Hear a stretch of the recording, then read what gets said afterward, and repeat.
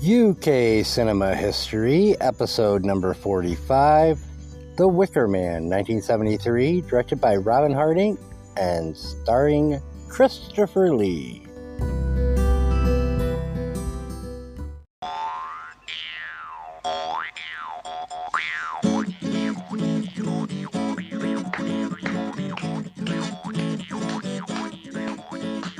In the woods there grew a tree, and a fine, fine tree was he. And on that tree there was a limb, and on that limb there was a branch, and on that branch there was a nest, and in that nest there was an egg, and in that egg there was a bird, and from that bird a feather came, and of that feather was a bed.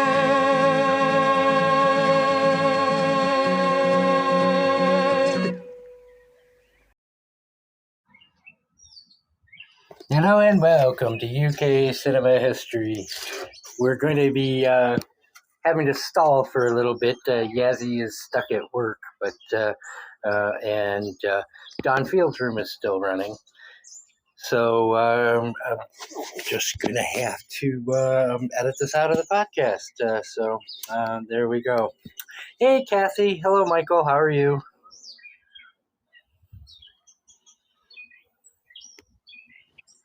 Hey, Eric. Good to see you. Good to see you, Kathy. I have it on at the moment. Oh, of course you do. Of course I do, because I'm slow with everything. Yassi, wow, I thought you were going to be late today. Hello, Hi Vendor. Hey, Eric. Great to see you. Good to see you. I'm going to distribute some moderators here, but we're going to be real careful about who we invite on stage after what happened last week in front of my dear friend Fiona Powell, who's a grandmother of 6 and had to witness somebody simulating masturbating on stage. Oh my!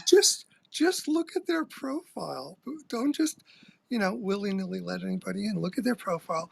See if they have followers. See if they have attachments to other social media, like Twitter and Instagram. And that I always do that. And if somebody doesn't look, if someone doesn't look safe, I don't bring them on stage.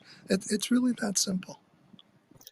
I'm glad you brought that up, Hi, because the fellow, John Kidover, who performed this act, is actually someone who hosts his own podcast and is an elected official for the city of Chicago. So, yeah. Well, that all makes sense. Yes, exactly. It should have been my first tip-off. Yes. I started a YouTube war with him, which is fun,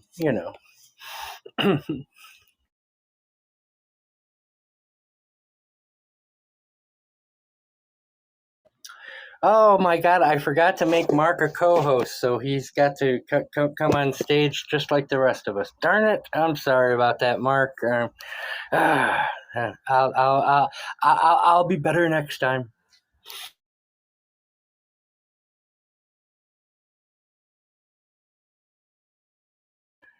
And he somehow ended up back in the audience. Hang on a moment.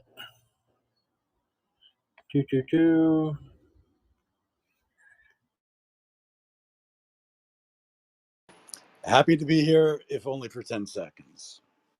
Great to see you, Mark. I believe while I was trying to moderate you, I accidentally fat-thumbed it and moved you to the audience. Sorry about that. That was for your masturbating on stage last week. Oh, thank you. I was convinced it was Yassi throwing me back down, but that's okay.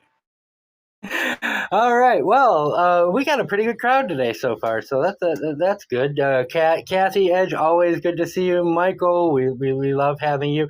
Hi, Yassi and Sila, my normal crew, and Mark Redfield. Always an honor to have you in our room. So I'm going to start the recording now. So we're going to go in 5, 4, 3, 2, 1. Hello and welcome to UK Cinema History. I am your salmon of knowledge, Eric Trommater, and today we're going to be discussing the 1973 film The Wicker Man starring Christopher Lee.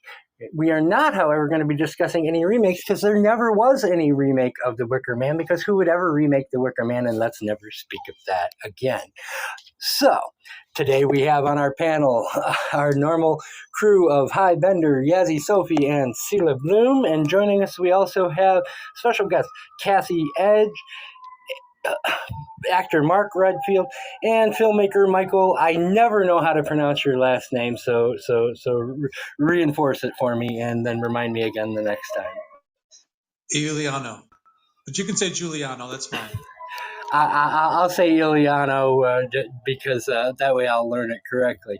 Awesome. Well, we appreciate you all being here, and this is a kind of one of those films where if you're doing something on UK cinema history, you're gonna end up doing an episode on The Wicker Man.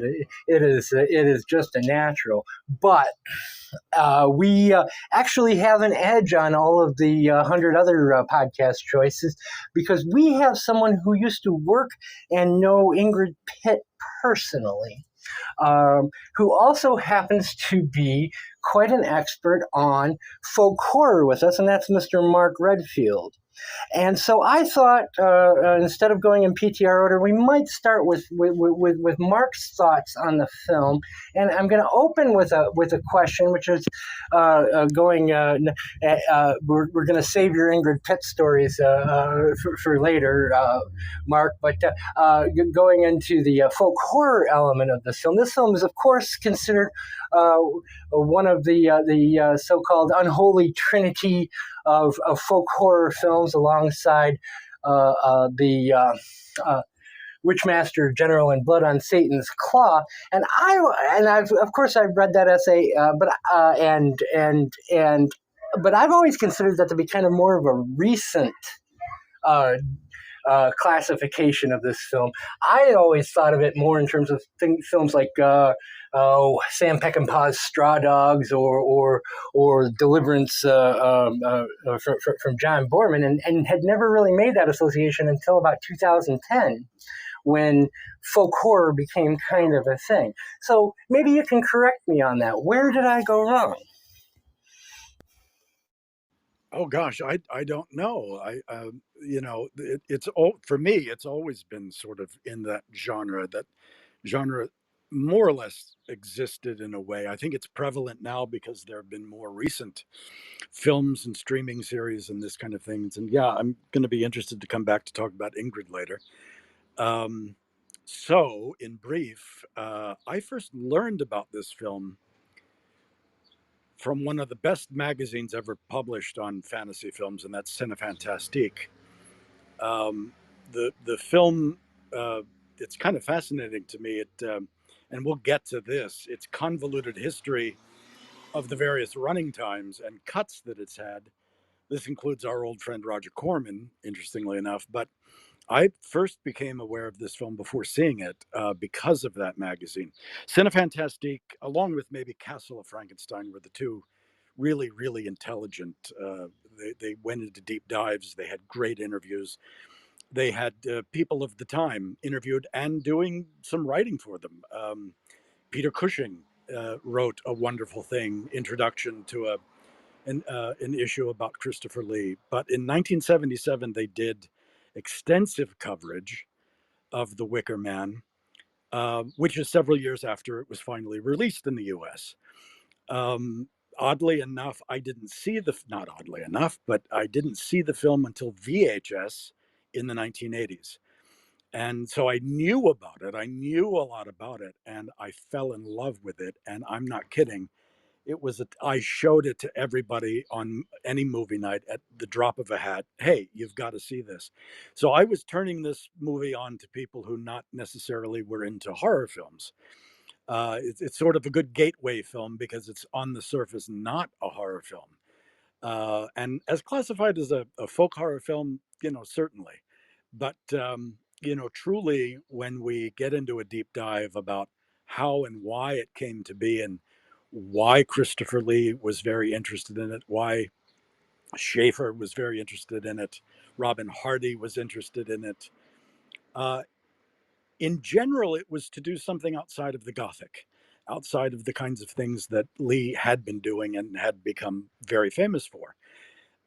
Lee, on multiple occasions, particularly into the decade of the 70s, really wanted to break out of the boogeyman roles, really wanted to move away from everything that Hammer had given him in worldwide stature. And so he was very excited for this character. He was excited for the Man with the Golden Gun, the Bond film from the 70s. Very excited to do Airport 77, and films like that, where he was the good guy, or not the bad guy, or not on the surface the bad guy, or somebody who was contemporary. And he is, for the record, I'm just going to stop babbling in a moment with my opening remarks, but he is my favorite Mycroft Holmes of all time. There is something marvelous about Christopher Lee's Mycroft Holmes in The Private Life of Sherlock Holmes. The film, it's one of my favorite Holmes films, but there is something so human, so marvelous about what he does. And there are others that pop to mind in contemporary cinema the last 40, 50 years. Robert Morley has done it, and some others. But and certainly in modern times, we've seen some other actors. But Lee's is in some ways to be essentially a government agent for the Queen. And just how he deals with his brother Sherlock is just delightfully written. And so well performed. I love Christopher Lee as an actor, and I'm fascinated by him as a person. His history, we could do an entire room just on Lee, his career and his life experiences, the discovery that he is related to Ian Fleming and eventually plays a movie Fleming, a Bond villain. Just quite remarkable, the genres that he's done, the work that he's done. So I didn't exactly answer your question because I don't have a date, but you mentioned other films of the era that it is similar to. And so in my mind, it's always been sort of a folk horror film. So that's all I have to share for the moment. This is fascinating, and I love this film. Thank you, Eric, for doing it and inviting me along. Anytime, Mark. As a matter of fact, open invitation. That is Mark's seat right there. To any episode of our show.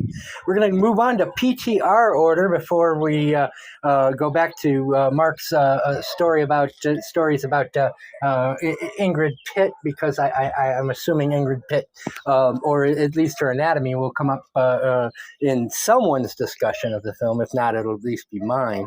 So we're going to start with our old friend of the podcast, Kathy Edge. Good to see you, Kathy. And give us first your history with the Wicker Man, and then your opening remarks. Thank you, Eric. I think this film was banned when I was a kid. I'd heard about it, and I'm pretty sure I saw it on VHS. I could be wrong about the banning thing. Maybe my parents just said it about it. But there's to someone in the UK, the kind of the paganism and the hair and the symbolism is very powerful, especially the hair thing, because he is essentially sent on a hair run. Hares are famous in British folklore, but he jumps from one place to another. He jumps all the way during this astonishing film. And he leaps from one wrong conclusion to another. And also, I love Christopher Lee, just adore Christopher Lee. And I like the fact that he wanted to get away from horror and gore, and Schaefer didn't want to do a gory film, yet Christopher Lee in a dress is easily the most distressing image, I think, in modern cinema. And I will fight on that. But yeah, it's a wonderful, wonderful film. I was terrified the first time I saw it, but I loved the female power. you don't see what's coming. And that is a rarity in films. You don't, when he goes up and he sees what's going to happen to him, you're as astonished as he is, and that to me is very powerful. You don't see that very often, and also the kind of dichotomy of him being the civilized guy, yet they're the ones at peace with their surroundings and how they live and stuff like that. He's the one that has trouble with it. All round, just definite top 10 film. Thanks, Eric. Thank you, Kathy. We always love having you. Michael, again, your history with the Wicker Man and your opening thoughts. The first time I saw this film, I loaned it from the library here in New York on DVD, and I didn't really like it as much that time as I did this viewing. I don't know that much extensively about Christopher Lee. I really appreciate this film for its folk take on horror, because it is a folk horror film in my opinion. And I would say that Ari Aster's Midsummer was definitely a play on this film. But I had some issues with the way the story was told. It lacked suspense for me. I was very intrigued though of what was going on with the characters and his story. And, of course it's dated. So it's from 1973. So I have to be somewhat forgiving, but I feel like they're, if I wouldn't have, if he had gotten to the isle and, he had gotten to the Morrison home and the mother wasn't there, and then he had kind of stumbled across what the island was really like and the people were like, and then he found out that she didn't have a daughter named Rowan, or she was lying, she was telling him that. It would have been a little bit more believable that he would have stayed, because I felt like, well, why did he stay? So I felt like there wasn't enough going on for him to be that suspicious. This is just me. I pick at stories all the time. But there's a lot of different, I love the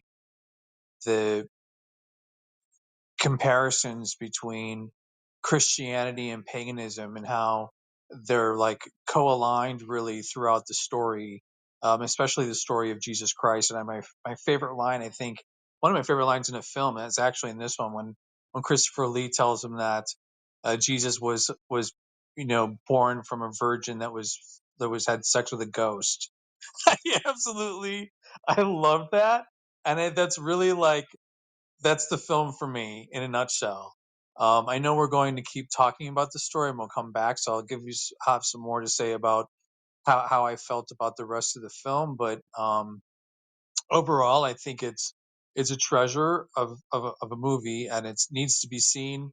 I felt like, I forget Woodward. I forget what his name was. I thought he overacted. I thought that some of the theatrics, it came down to the director for me. I felt like he could have done a better job, but the fact that they have not been able to remake this film just it speaks volumes. So that's all I have to say at the moment. Thank you for having me and for letting me speak. I appreciate it. Thank you, Michael, and thank you for acknowledging the fact that this film has never been remade, especially not with Nicolas Cage. Hi, Bender. You're next in the PTR order. And hi, you also you'd like to give us some of the behind-the-scenes things on this film. And boy, did this one have an interesting production. It did. I won't go into all of it, but when it opened in the UK, it was relegated to the bottom half of a double bill with Don't Look Now. And ironically, we have created our own double bill, because the film we're covering next week is Don't Look Now, but not because of the history, but because we lost Donald Sutherland. And I suggested Don't Look Now as a tribute for us to kind of, mourn his passing. And the scheduling turned out that, you put Don't Look No right after. So in effect, we're recreating history, though coincidentally. So there's that. Um, the Robin Hardy, this is his first film, and it's a masterpiece. And it's, on the one hand, it's a little shocking that his first film is just this amazing, wonderful creation. But on the other hand, because it was his first film, he didn't know what he wasn't supposed to do. He didn't quite know what all the rules were. He was too ignorant to know how difficult certain things would be to pull off. And so that sometimes is a blessing. That's why I think Cine Fantastique called The Wicker Man the Citizen Kane of horror. I don't think they're saying it's the equivalent of Citizen Kane in quality, but that it's just the miracle of someone's first film being extraordinary. Excuse me a second. So Christopher Lee was a producer on this film. He liked to go around saying he did the part for free, which is true. He didn't get paid as an actor, but he was one of the owners of the film. He also paid for his own press tour, where he went around the country doing interviews. And it said some farmers in Iowa were surprised to see him on their early morning public access shows. And the screenings were uh, received surprisingly well in some of the Bible Belt areas. They appreciated the resurrection themes of it. Um, Christopher Lee, getting into casting, Christopher Lee offered the role of Sergeant Howie to Peter Cushing, who was his often fellow actor on previous Hammer films. But Peter Cushing turned it down due to scheduling conflicts. Director Robert Hardy originally wanted Michael York for Sergeant Howie, but he was unavailable. Then David Hemmings was considered. And then finally, screenwriter Anthony Schaefer and producer Peter Schnell recommended Edward Woodward, and who had actually always been Schnell's first choice. And that worked out really well. Um, Although the film's set in Scottish territory and all the characters are supposed to be of Scottish nationality, none of the leading cast members are Scottish. Christopher Lee and Edward Woodward, English. Diane Salento, Australian. Ingrid Pitt, Polish. Britt Eklund, Swedish. So that's kind of I think one of the charms of the film. Britt Eklund was pregnant with her son when they were filming, but she wasn't like, super pregnant. She just discovered she was pregnant, so she wasn't really showing. Um, she she would only agree for them to shoot nude scenes from her waist up, but not because she was pregnant. Again, she wasn't showing. It's just she was somewhat modest, and so they brought in a body double. And there's some dispute here. Um, some say the body double was Lorraine Peters. Others say the body double was a stripper that they'd found shortly before the shooting. At any rate, the body double was brought in without Britt's knowledge, and they shot it while she wasn't on set. So the famous scene where she's in her room and she's not clothed at all, and she's shaking back and forth. That's not her. That's the double. And Eklund was apparently upset to find out later, and she also said she regretted her choice because she said her ass was smaller and prettier than the body double's ass, and everyone assumed it was her ass. But anyway, um, and also Brit's voice was dubbed by. There's a dispute about this too. According to at least some sources, her voice was dubbed by Annie Ross, and a singing voice. Uh, um, um, um, Her singing voice was also dubbed. Um, let's see, what else? Um, Yeah, in a 2008 interview, director Robin Hardy said it wasn't Jane Jackson and Lorraine Peters who they filmed nude, but an infamous naked. It was a stripper he hired in Glasgow that vaguely resembled Eklund. He said, quote, "We had to find someone rather quickly. The girl we found in a club was promised back the next day to the place she was performing. To my distress, I discovered she was still with a crew having a good time 2 weeks later." And yeah, and this is what I'm referencing. Eklund said in an interview on BBC One, "I didn't want to show my bottom, but I shot myself in the foot." Odd metaphor there. They put in the ugliest, biggest bottom in the world. Mine was much smaller and much nicer. I really found out it was a stripper from Glasgow. So anyway, yeah, there's that. Also, interestingly, related to this, Rod Stewart, uh, who was dating her at the time, uh, tried to buy the negatives to keep her naked body from being seen by anyone other than him, but he did not. Thankfully, Rod Stewart did not succeed. Um, and Lindsay Kemp, who played Eklund's father, was only 4 years older than her. Let's see. Um, Christopher Lee and Britt Eklund appeared in the James Bond movie The Man with a Golden Gun. Mark mentioned Christopher Lee, but also Britt Eklund was in that movie as well. Um, and Diane Salento was previously married to former James Bond Sean Connery. Edward Woodward and Ingrid Pitt appeared together 9 years later in the movie Who Dares Win, also called The Final Option.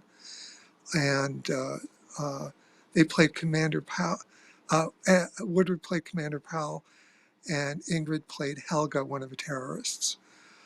Um, this is very cool. That's a few things. Um, when Woodward was in the Wicker Man, because they did actually build a Wicker Man. That's not like uh, a miniature. That they actually built the whole thing.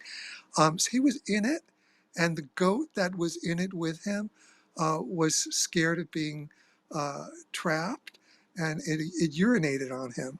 So this is the kind of thing actors put up with. And he wasn't wearing very much at the time, so God bless him. Also, he was terrified.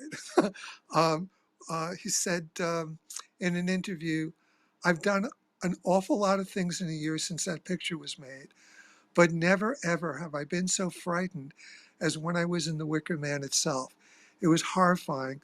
The heat was intense, and I felt at times that I was truly burning." Also, he made a point of not seeing the Wicker Man. They offered him multiple times, "Hey, it looks amazing. Don't you want to take it?" He said no, because he wanted to be surprised for the actual scene. And so when he saw it for the first time as Howie, it was literally the first time he saw it when he cried, "Oh God, oh Jesus Christ." Uh, it was genuine. It was a genuine shock, and that is one of the very finest moments of a film. So good for him for not looking at it prematurely, and it, opting to do whatever's going to work best for the film. And by the way, it was freezing. You know, the movie's taking place in this like climate of warmth, and everything's like it's a spring, and uh, it was shot like in November. It was this brutally cold Scottish fall, and uh, everyone had to pretend it was warm. And in fact, there were periods when they tried to give the stars coats to keep them warm while we're trying to set something up, and they looked at the extras, and the extras weren't being given coats, and in solidarity, they refused to wear coats themselves. Which was really that was specifically yeah. So also related to that, I'll be done. I'll end soon. There's obviously a lot, as Eric said, but I'll force myself to stop for these initial comments. Um, According to Ingrid Pitt, the weather was so cold that Edward Woodward used to warm his naked feet between his knees. And Pitt comforted him by saying, "Don't worry, they're going to burn you in a minute." Um, so there's that. Oh, by the way, it's said, according to some, that the wife of an American TV executive saw this movie, and it's as a result of this movie that Edward Woodward got his famous role on TV as the Equalizer. So um, you never know when some small film is going to end up having a huge impact on your career. That's, I think, what I have um, on casting. So I will end it. Obviously, there's tons of other stuff, but yeah, this is a masterpiece. This is uh, an incredibly great film. There's so many little touches, like when he goes into a classroom and he opens the desk of a missing girl, and there's a beetle, the beetle tied around tied around a string, and with a nail, and a little girl says, as he keeps turning, he gets more and more trapped, and that's a metaphor for Sergeant Howie and what's happening to him when he's looking at that beetle. He's looking at what's going on for him in that story. That's just one little moment. That's how much work went into making this film a brilliant detective story, a brilliant psychological thriller, and also an amazing musical folk horror movie. It's an astonishing piece of work. And Eric, this is actually something that I did not watch for the first time. I saw it many years ago, but it's just, I think every time you see it, you appreciate it more, and you see more gems in it, because there's so much stuff packed into it.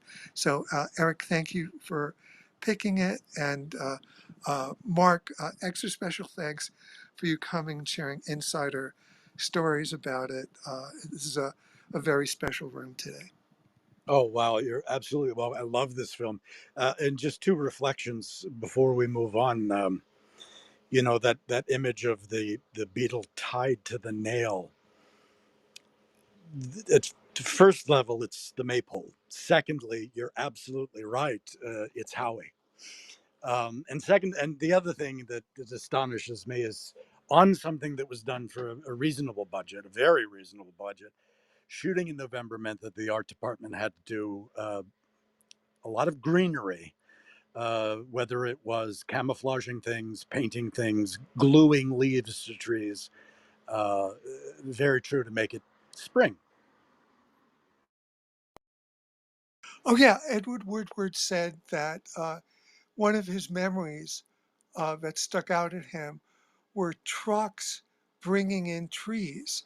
He'd never seen trucks bringing in trees for a set before. And it was necessary because of the difference between what they were pretending the season to be and what the season actually was.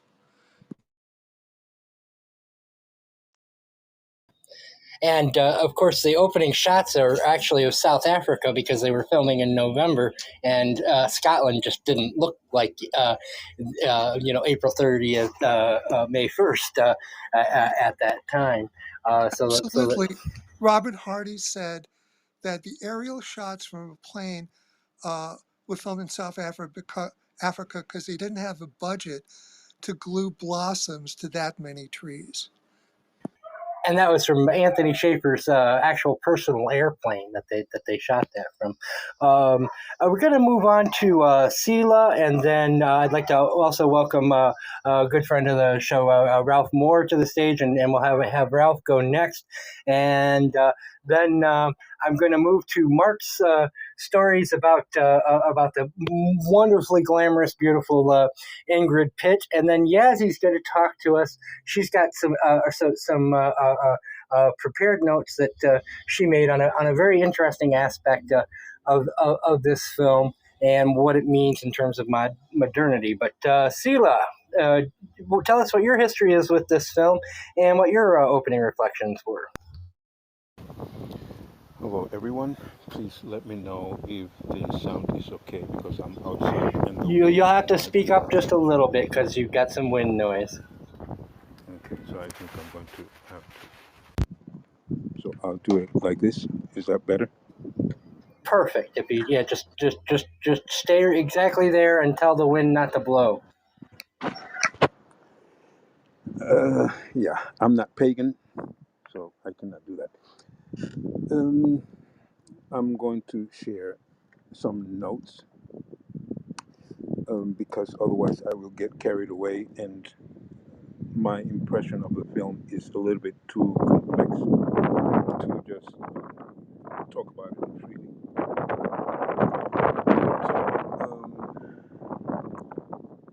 As I said, to the notes. The human life, as I see it today, revolves around two crucial concepts. A fixed order does not seem relevant to me in terms of those two. Not that one is primordial or secondary, that's not important. But one of them is, how do I live?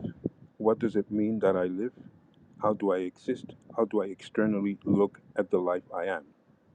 The other one is, how do I coexist? The term horror, which of course has been used here a lot and is quite common to use it. I,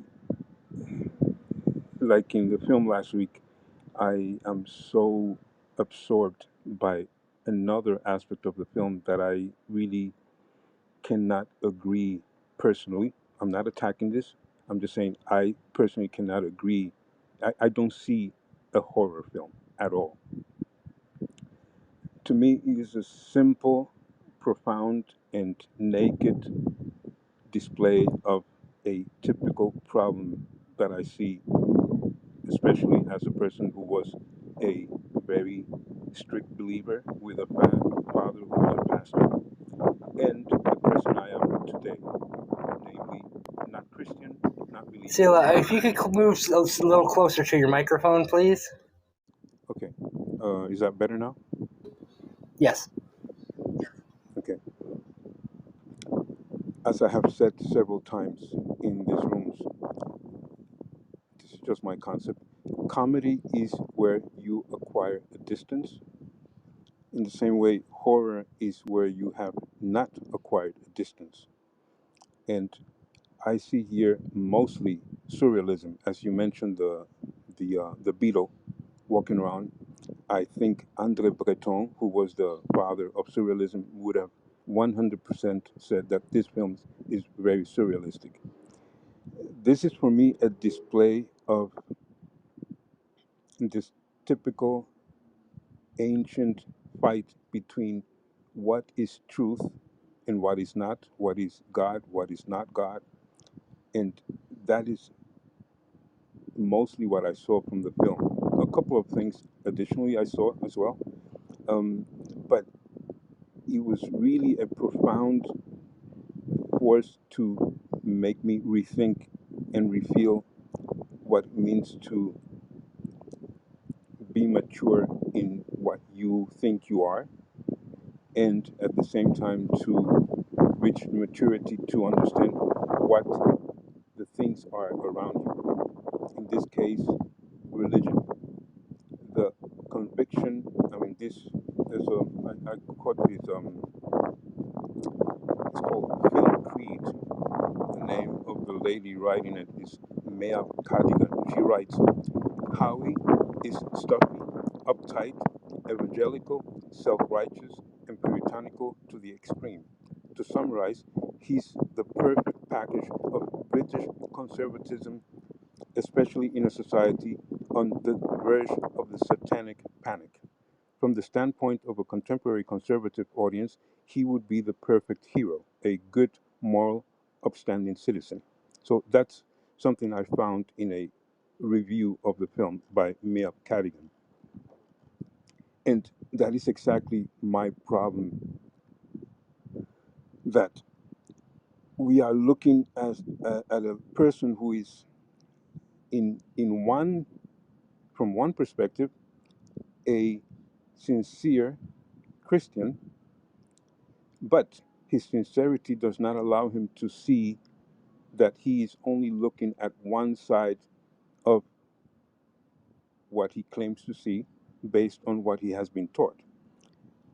And the pagans, or the other people, I don't even know if I should call them pagan, this is just, in my view, our definition of what is not godly. And she calls it satanic. To me, that has nothing to do with Satan. It's just a belief. The term God does not apply to a being. It applies to the word, to the term we use when we are referring to something we think we are agreeing upon. So for me, the film is extremely powerful, personally for me, to rethink the difficulties we continue to have with the arrogance of my God is the right God and yours is not. Thank you, Sila. I would also like to point out that there are 5 or 6 different cuts of this film. The one that we are talking about that most of us watched was the one that's on Amazon Prime, which is the one called The Final Cut. And we'll get to what the differences are between them. But go ahead, Yassi. I'm sorry. I just want to give Sila something to think about until we get back to him, and it's that Sila, I found a lot of similarity between this film and Bergman movies, whether like in Seventh Seal, just because you mentioned the death and the looking, the the perspective, the way that this film approaches the matter of truth, like the subjectivity of truth, or alternative truth, or or the existential themes of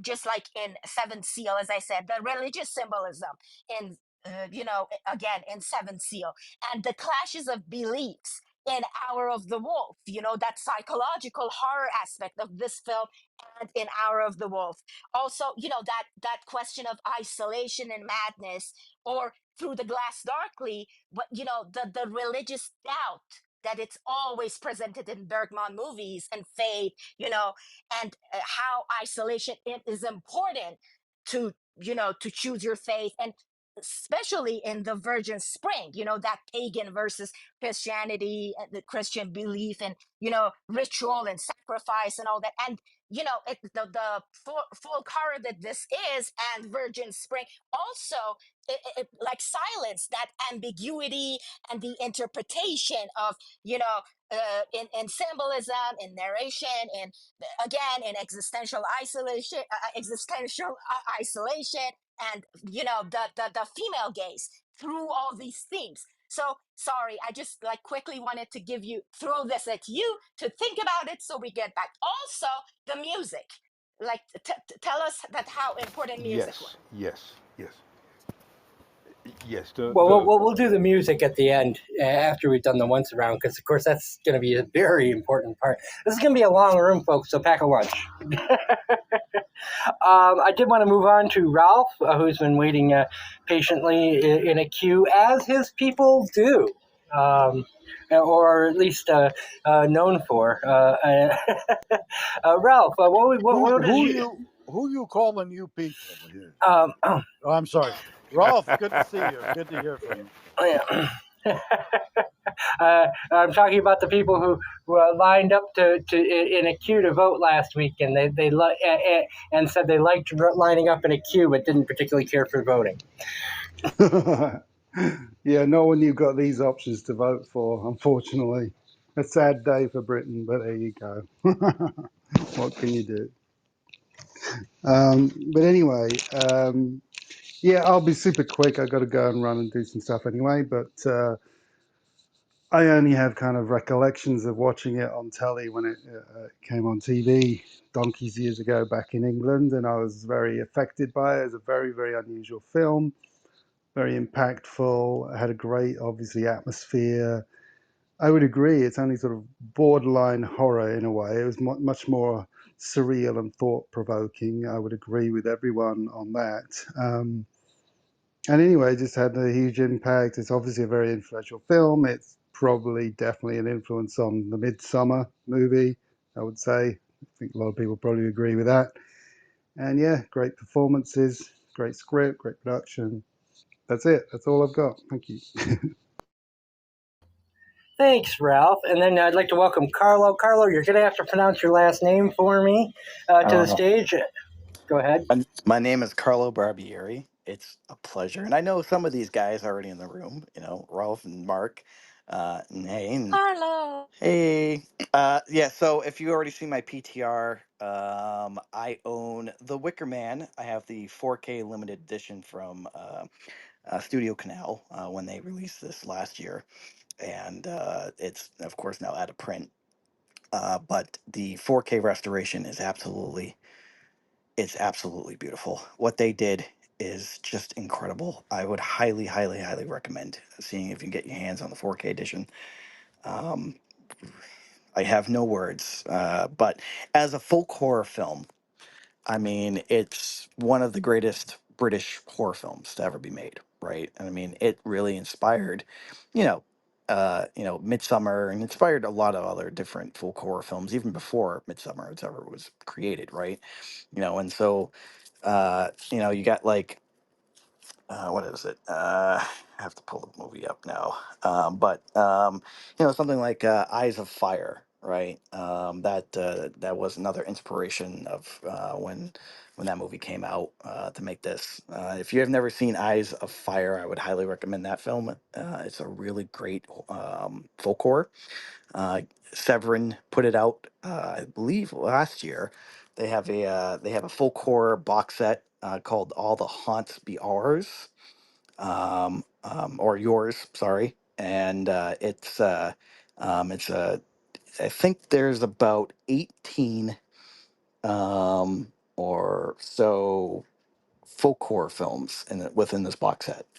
And I would highly recommend if you can get your hands on it as well. It's out of print, but you should be able to get all the movies singly. But anyway, yeah, I love The Wicker Man. I think it's a wonderful film, and I'm happy that you guys picked that for a choice. Great pick.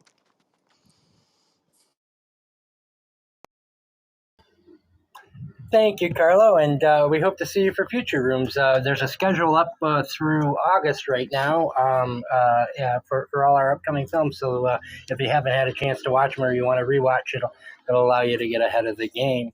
Yassi, bring us home. And you back channeled me some notes, and so I know you did some homework. So no pressure, but this is your oral exam. No, just kidding. Let's go to Mark. Could I interject? No, please interject. Let's go to you, and then we come back to me. Yeah. because I'm gonna like, yeah, go take the conversation somewhere else before Oh, the music. I know you are, and I just wanted to reflect on a couple of things that were said.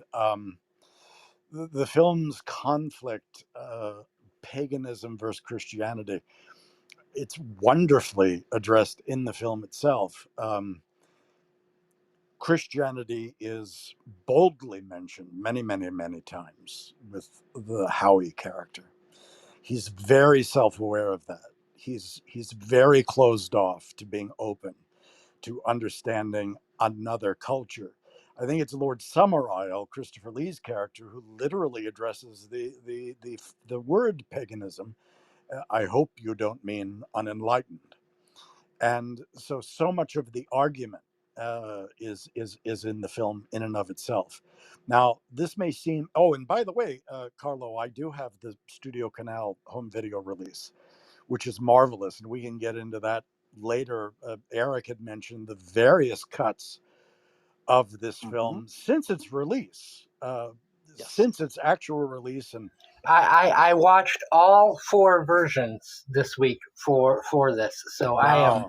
and I have notes on all the differences, but I didn't realize we were going to have quite this many people in the room, so I had thought that I was going to need it to fill out the rest of the program. So we won't go through all 4 versions and all the differences, but I do have notes on that.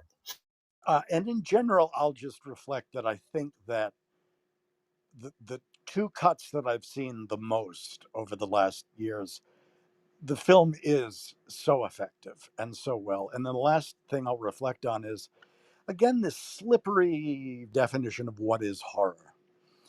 And I'm tempted to spoil a film this old, but the very climax of the film, when Howie learns, in fact, why he's there, I think that very securely puts it into the realm of horror, in a number of ways. And let me leave that at that, because I think to spoil that revelation is part of the mystery of why it's him. I think it's very, very important to that. So really quickly, you had asked for me to share a couple of stories. Let me do this very quickly and then throw it back to Yassi. So in order, from the outside of the circles in, I adore Anthony Shaffer as a writer. And my only connection to him is having performed the play Sleuth. I've played Milo in Sleuth, and I just love him as a writer, and I love what he, in the development of this with Christopher Lee and with Hardy, the director, based on the novel, that they took the kernel of the idea from everything they've done with it. It's quite marvelous. Christopher Lee is interesting. I was so close to. I've never spoken to him, never met him. Now that's not true. I've actually met him. Of the few autographs I actually have, I have Peter Cushing, Christopher Lee, Vincent Price. Vincent Price I've had lunch with, but Christopher Lee, I almost got very close to. I was dealing with his son-in-law before he died, when he could still travel. I was trying to set up in New York a convention for famous monsters. And the theme was basically Hammer horror. I have a lot of friends who have done Hammer horror films. And we were so close to doing that. And Juan, not quite so, a bit prickly, not so easy to deal with. But it was right at that time where Lee could still travel. And the promoter, the owner at the time, pulled the whole idea of a convention in New York because of expense, and was just not interested in Hammer horror. I could never understand that. He no longer owns the brand. I'll just leave it at that.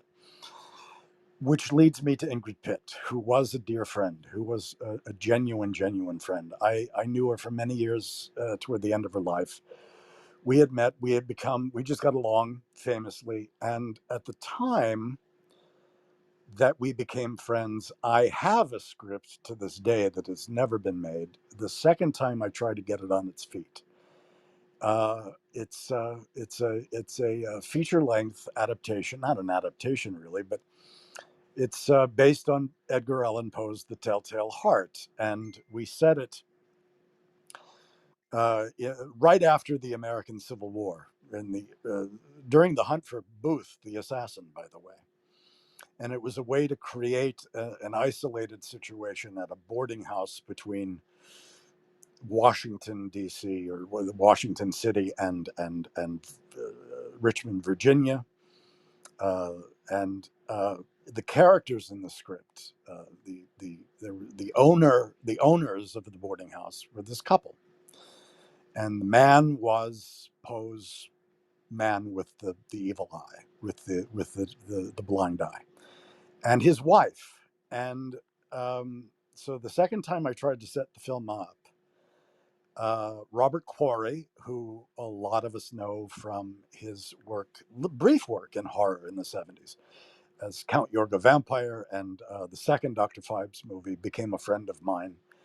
And he was desperate, so excited to do anything. He was complaining that, why weren't people in television hiring him to play the judge for 2 lines? And we had actually talked about doing a play called I Never Sang for My Father together in LA, which I regret not pushing. So Bob was going to play the man with the eye, and I had become friends with Ingrid, and she was so excited to play the wife and do the film. And to make a long story short, we were great friends for a number of years. Ingrid was, in the last years, trying to get a horror anthology off the ground. It was called, it was going to be 3 shorts in the feature. It was called 3 from Hell. She was doing that, working with Maddie Smith and I believe Stephanie Beacham, but I'm not entirely sure. I know that Madeline Smith was part of the thing. That never got off the ground. And then Robert Quarry passed away. It was a hard time. He'd been living on his own for so many years, and typical of somebody who has moved to a retirement home, he went into rather fast decline. And what we were going to do, and Ingrid was part of the project at the time, we were going to shoot all of the location stuff, but all of the stuff in the bedroom, we were going to build sets in LA to be able to use Bob and bring Ingrid there and one other actor who interacted with him, with our serial killer, if you will. And so Robert passed away. We lost an investor. And I distinctly, beautiful Ingrid, she would call me, not thinking about what time it was from London to the East Coast US, and she'd call me at 3 o'clock, 4 o'clock in the morning, and she would be suggesting other actors, possible investors, and we tried, and one day I called her, and Tony Tony Rudlin, her husband, answered the phone, and Ingrid had passed away. So if there are things that are missed opportunities or missed chances, and based on genuine love and friendship, I regret that I couldn't do what I could have maybe done for Bob and certainly for Ingrid, because what I have learned in my life as an actor is that they still, it doesn't matter how old they get, they have the fire, they still have the compulsion. They want to work, and so that we all share in common. So that I'll leave my stories there. It was a wonderful friendship for about 7 years that we had. And so I did want to share that when you bring up the Wicker Man. And so that's my personal take on the connection with all of that. So there you have that. Thank you for letting me share those stories with you. Oh no, thank you, Mark. That was wonderful. That was great. I will say one of the second version of the Wicker Man that I saw, it cuts out Ingrid Pitt's nude scene, which I think honestly why people were not arrested for that decision and at least put on trial, I have absolutely no idea. All right, Yassi, take us home with the opening thoughts. And Eric, of Well, course, means closing. Clothing? I'm still thinking about Ingrid. I think he means closing thoughts.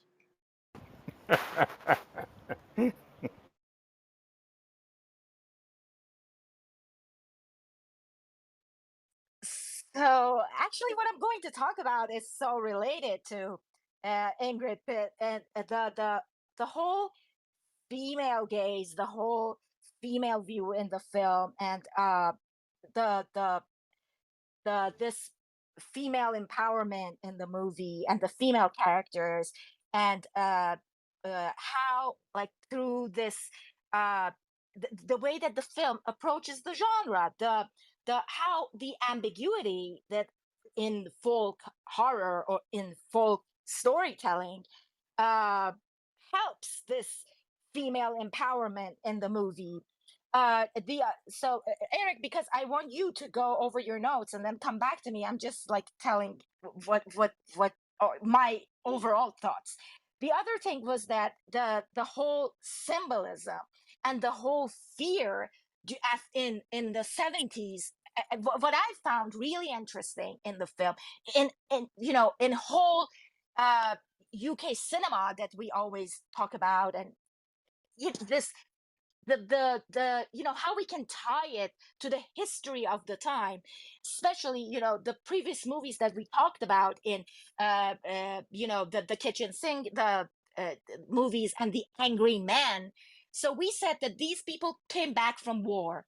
They were angry. We didn't know what to do with them. They were like in this absurd cycle. They were like lost. So what happens to these lost souls is that they will seek something to hang on to.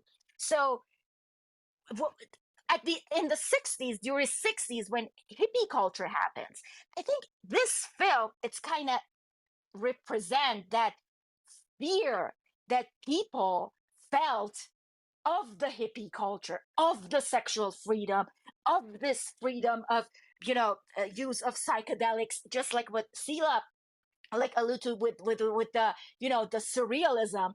I think the way that I see it was that that bring that kind of that psychedelic use, the dreamlike use of the dreamlike lifestyle of you know uh of and the relationship with the nature of the hippies. And now this film is kind of, it's mourning, is grieving, is lamenting that misunderstanding of the hippie culture of the 60s and the way that they were treated, and and the fear of them, that I'm going to use the word anarchy, but not anarchy in the meaning of chaos, but anarchy like in in contrast of the corporate, that kind of lifestyle. So, and that anarchy that they brought, and the sexual freedom and liberation that they gave, you know, and the way that everybody could relate to that, and how it was misunderstood, just like the Christianity treated the the indigenous people. How in one of Don's room, I talked Mark, we talked about Herzog. To me, it really looks like a Herzog movie. Those conquistadors that they went, and the way that they treated, the the way that they exploit, the lands, the women. But and they try to enforce their religion on them because of this misunderstanding, this lost in translation aspect of this religion. And what Ralph was talking about, what Michael was talking about, everybody was saying kind of that, how this film is trying to say that, oh, these beliefs are the same. Martyrdom is sacrifice. Virgin Mary could get pregnant. How come, like, you believe in these things, but when it gets to our beliefs and rituals, suddenly they're wrong? Just because this is why we always say that the representation matters. Is that what it means? So, and that I think that lamenting of misunderstanding of those traditions, those rituals that passed. It's something that we always see, in UK cinema, is how they kind of this respect for the landmarks, they respect for the land, they respect for, and the way that we talked about it in Chimes of Midnight, that the loss of the lamenting the loss of the old ways. So I think it's the other thing that I found that kind of tie it to that thing is that I see the fool at the end of in the parade, that when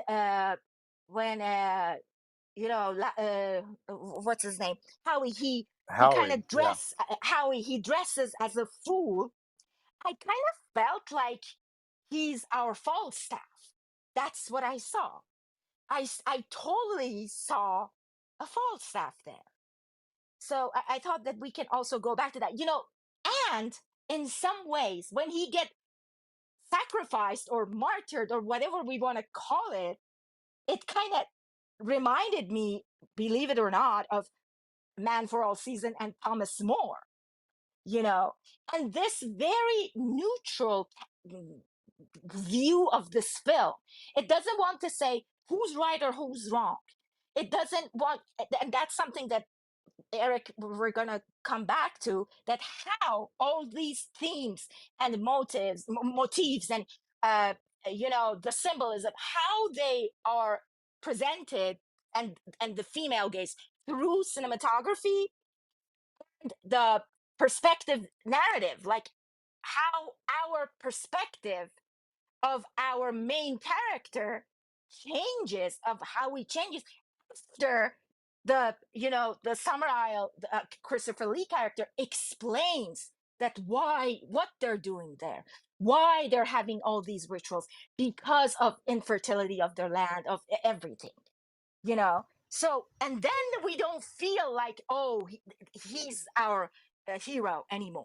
That was our kind of, I thought that, oh, look, the perspective changes. And that sort of gave me the feeling of a Thomas More, that when your religion betrays you, when you feel like every strong morale and religious conviction and, everything that you used to believe in, and that kind of betrays you, because you see a totally different point of view. You see everything from a different perspective. So now who you want to be? Do you want to stick to that? Or do you want to dress as Falstaff and go play with the crowd? So there's so many things to go over, and I'm going to stop.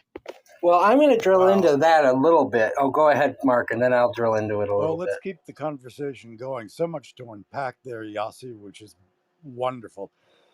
But I'll just work in reverse the whole idea of Howie disguising himself as the fool to follow the parade, to follow the village, to the climax, to the whole point.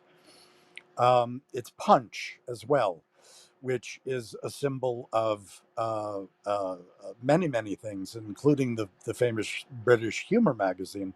And remember that Punch is, his persona as a puppet is a very different thing, is one who punishes. So there's a lot of mixed metaphors there that I think are just sort of brilliant.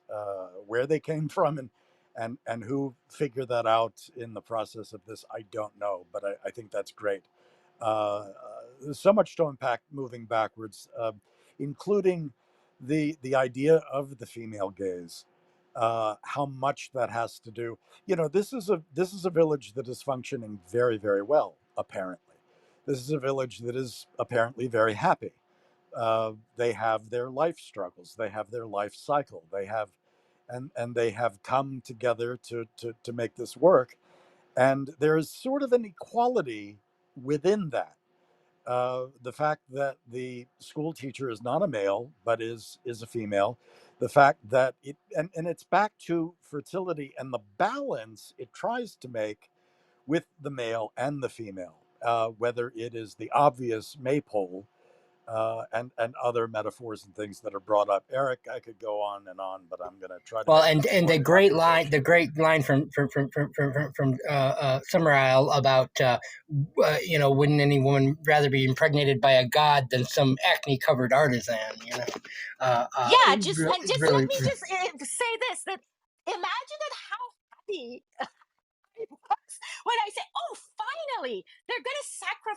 a male virgin and not a female virgin. Oh, thank you so much for that. That was something that I had to say. How nicely that And plays into my point. Remember, and I can't remember all of them, but there were 4 distinct reasons that they chose Howie. He was a virgin. He willingly came to the island. And then there were 2 other things that fit the bill for the ceremony. He played the fool. Was the And I third one, just was talking about that. and He played the and game. He played the game. which goes back to this being authored by Anthony Schaefer, who Sila brought us Anthony Schaefer's Sleuth and hosted a, I think, very good episode that we did on that film. And Schaefer is among, as well as being a very good playwright, and his twin brother, of course, is also a good playwright and worked on this screenplay. They're also known as very, very good game players. In terms, they designed games. They designed weekend games. Matter of fact, Stephen Sondheim and Anthony Perkins, when they were a couple, used to create mystery weekends, and Schaefer would actually write them for them. And not for any money, but just because he was friends with them. And there's a lot of gamesmanship in this. But I want to get back to Yassi's point about before you, just to go on that gamesmanship thing. One of the things that I love most about the film is that it sets up a situation where you've got this character who's being offered sex, is being offered to be seduced. And in a horror film, usually, the person follows those desires and they get killed for it. And in this movie, he resists those desires and he gets killed for not having sex. How many? That almost never happens. I can't think of a film before this where that happens, where someone gets to be, decides to hold fast to not giving into their id, and if he had sex with the innkeeper's daughter, then they wouldn't have killed him because he But wouldn't have been. would they have killed the little girl instead? Would they have killed Ronan instead? I probably, yeah. Correct. And then Yes. it won't be a Probably feminism movie. But the point you're right. is, You're right. Hi, but I'm sorry. the point is, because we don't see the little girl at that point. We're seeing the film through Sergeant Howie's eyes. We are experiencing everything from his perspective. So when he's resisting, we're resisting. When he's tempted, we're tempted. And the fact that, so we're trying to make choices while he's making choices. And essentially, he loses his life for not accepting this amazingly beautiful woman's invitation to have sex with her. And that's an astonishing thing. It's really extraordinarily unusual in any film. It really subverts expectations. And it's an example of Anthony Schaefer knowing how to turn things on their head and surprise us in amazing ways. But that's one of the things that haunts me always about this film, that he got killed for not saying yes to sexual invitation from the innkeeper's daughter. Hi, one of the things that I cannot find an example before this. This becomes a very moralistic. The idea of having sex out of wedlock seems to me to really surface in 80s. That moralistic stance comes from the 80s in horror films, and in particularly slasher films. I can't really think of a film before that where that is the punishment meted. So even in other I really can't. It becomes this sort of thematic explanation of teenagers being skewered by the maniac uh, right after they've had sex. I don't see that before the decade of the 80s happening. So it's remarkable in a number of different ways. Absolutely. Well, and it's an American horror trope. And America, as has been pointed out many times on this show, is much more puritanical than Europe. But an interesting lesson that I learned is then, a very, very 70s, early 70s idea of, hey, attend that tea party. Hey, sleep with that landlord's daughter. Hey, have more promiscuous sex. It could save your life, because what we are rebelling against isn't necessarily the government, it's puritanical pricks like Howe. And to me, that puts this film very much in its time period. But an interesting point when we're talking about the different cuts is that particular scene, Willow's song, doesn't make a lot of sense in the first cut, in the theatrical cut, because you don't have the scene of Christopher Lee as Summerisle offering the boy to lose his virginity to Willow. That's cut out. And that was one of Roger Corman's cuts. And Corman's point, which is a legitimate one, I suppose, which is that if you introduce Lee and Summerisle that early, then you're taking away from Summerisle's actual appearance, but then the plot doesn't make as much sense. And the theatrical cut of this film is very, very messy plot wise because of just how kind of randomly cut it is. Because of course you don't get the idea that both Willow and her father are attempting to save him. So it doesn't make any sense that they bring the flaming hand that's supposed to make him sleep for 5 days, that they're actually attempting to give him an out. That if he had taken her up on which is her job in the director's cut, because we see to deflower the young men on the island, then that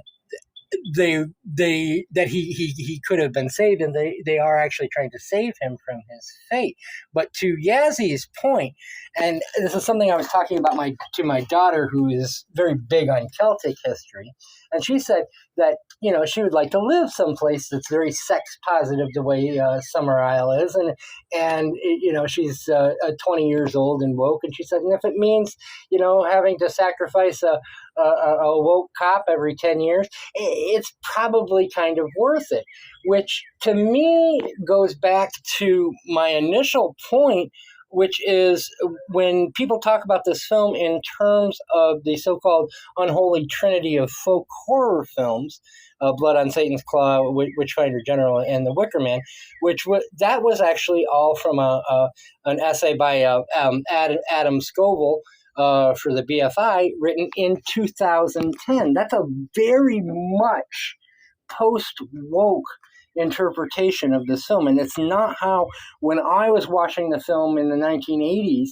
when we had a very scratchy print that would show up at the theater that showed Pink Floyd The Wall and Rocky Horror Picture Show. That's not the way we were coming away from the film with. We weren't coming away with this idea that this Puritan prick was kind of getting his comeuppance. We were like, well, the horror of this film is this version of society cut off from our values, and how they resort to murder because they're so easily manipulated by Summerisle. But we were also watching a different cut of the film with a full 15 minutes of material that really rounded out. So I mentioned that Ingrid Pitt's nude scene is cut out. The scene that's in is cut out, and that's very, very important, because that is that point that Yassi was talking about, where we are no longer sympathetic with Howie as a character. And because that's missing from the film, we are still having our sympathies with him because we're not seeing him as this puritanical prick at that point in the film. We're merely seeing him as this cop and then potential victim. Which, you know, and I'm not going to note every single change between the four films, but those I think were the two most important cuts. And God bless Roger Corman, because I don't want to ever say anything about, you know, how he ruined the film. He didn't end up distributing the film. They didn't have to use his cuts. They were only advisory, and he was talking about how this was going to play in drive-ins in the United States of America. He wasn't saying that this was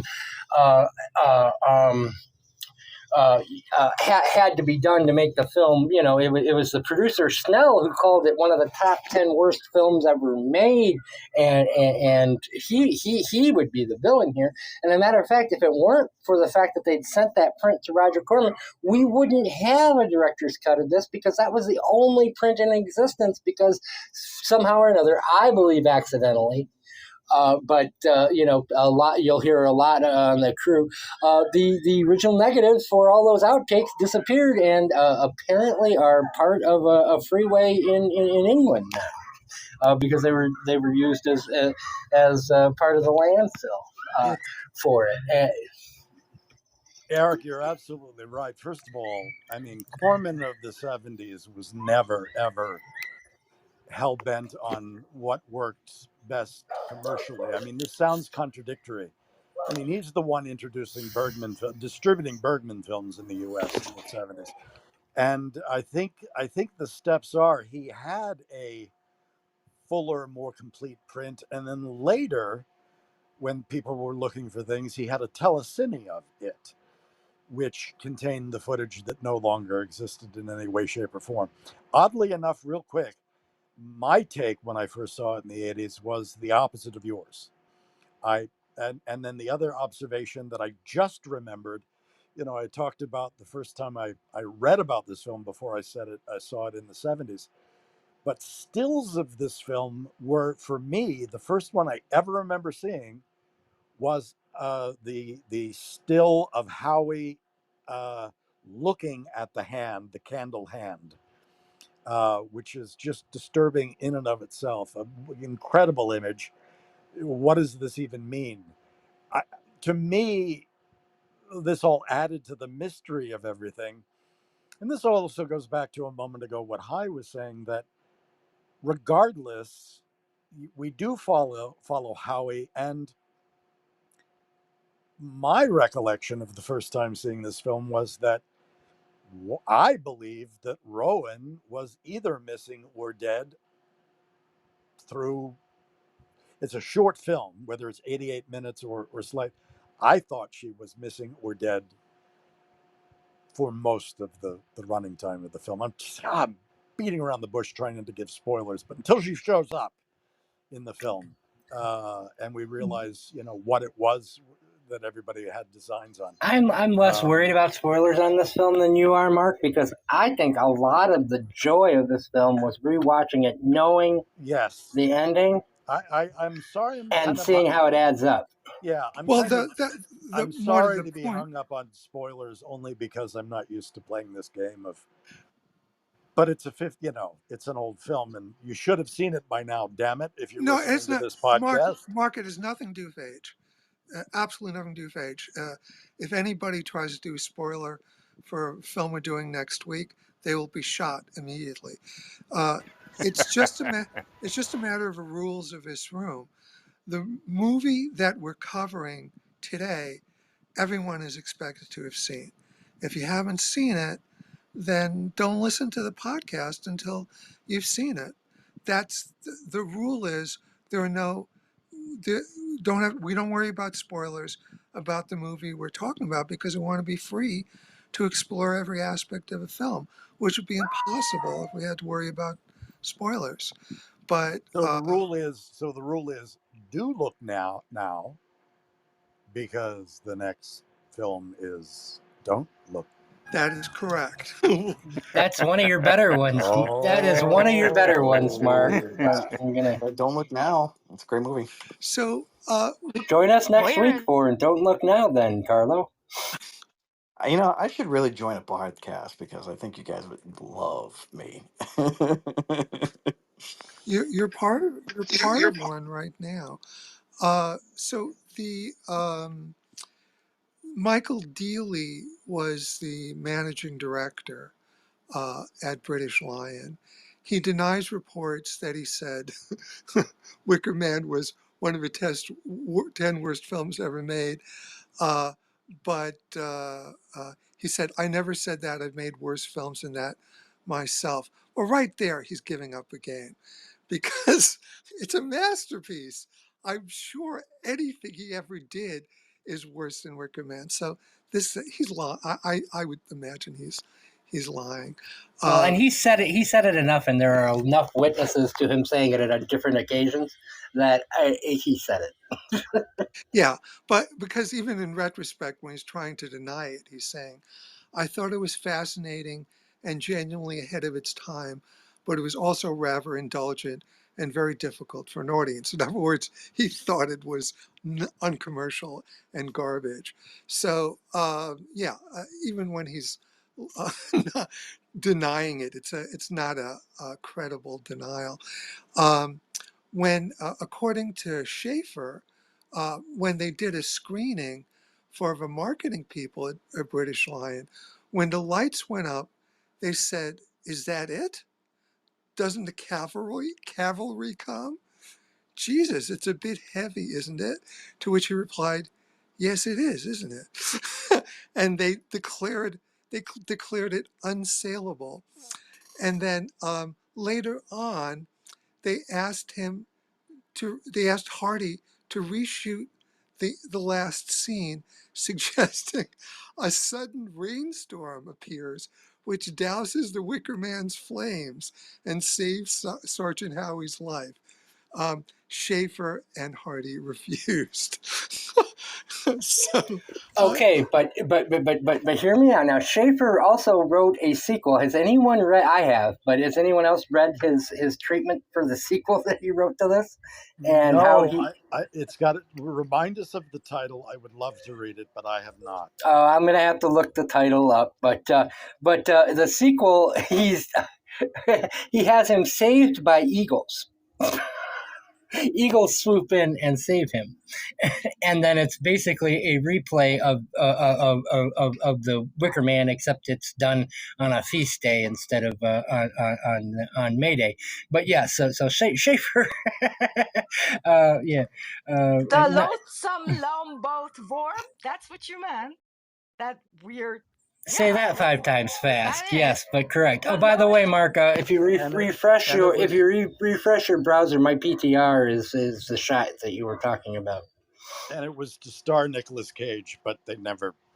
I'll shut up. Because they've never, of course, done that. Now there is kind of a spiritual sequel that Hardy made called The Wicker Tree, which I'm going to save you all the trouble of not falling asleep during it the way that I did. It wasn't even a very good sleep because it's very noisy and it kept waking me. So do not recommend that one. I think it's kind of tragic that Hardy didn't have a kind of career where he could let go of Wicker Man and end up making Wicker Tree, which on IMDb is rated out of 10 a 3.8. It's not often you see a film rated under 4. So that's it's just incredibly sad. And Schaefer should have certainly known better. I don't know what was going. He had a wonderful career. What in God's name impelled him to write a sequel involving eagles? And I think there's a giant worm in there. Thank God that didn't get made.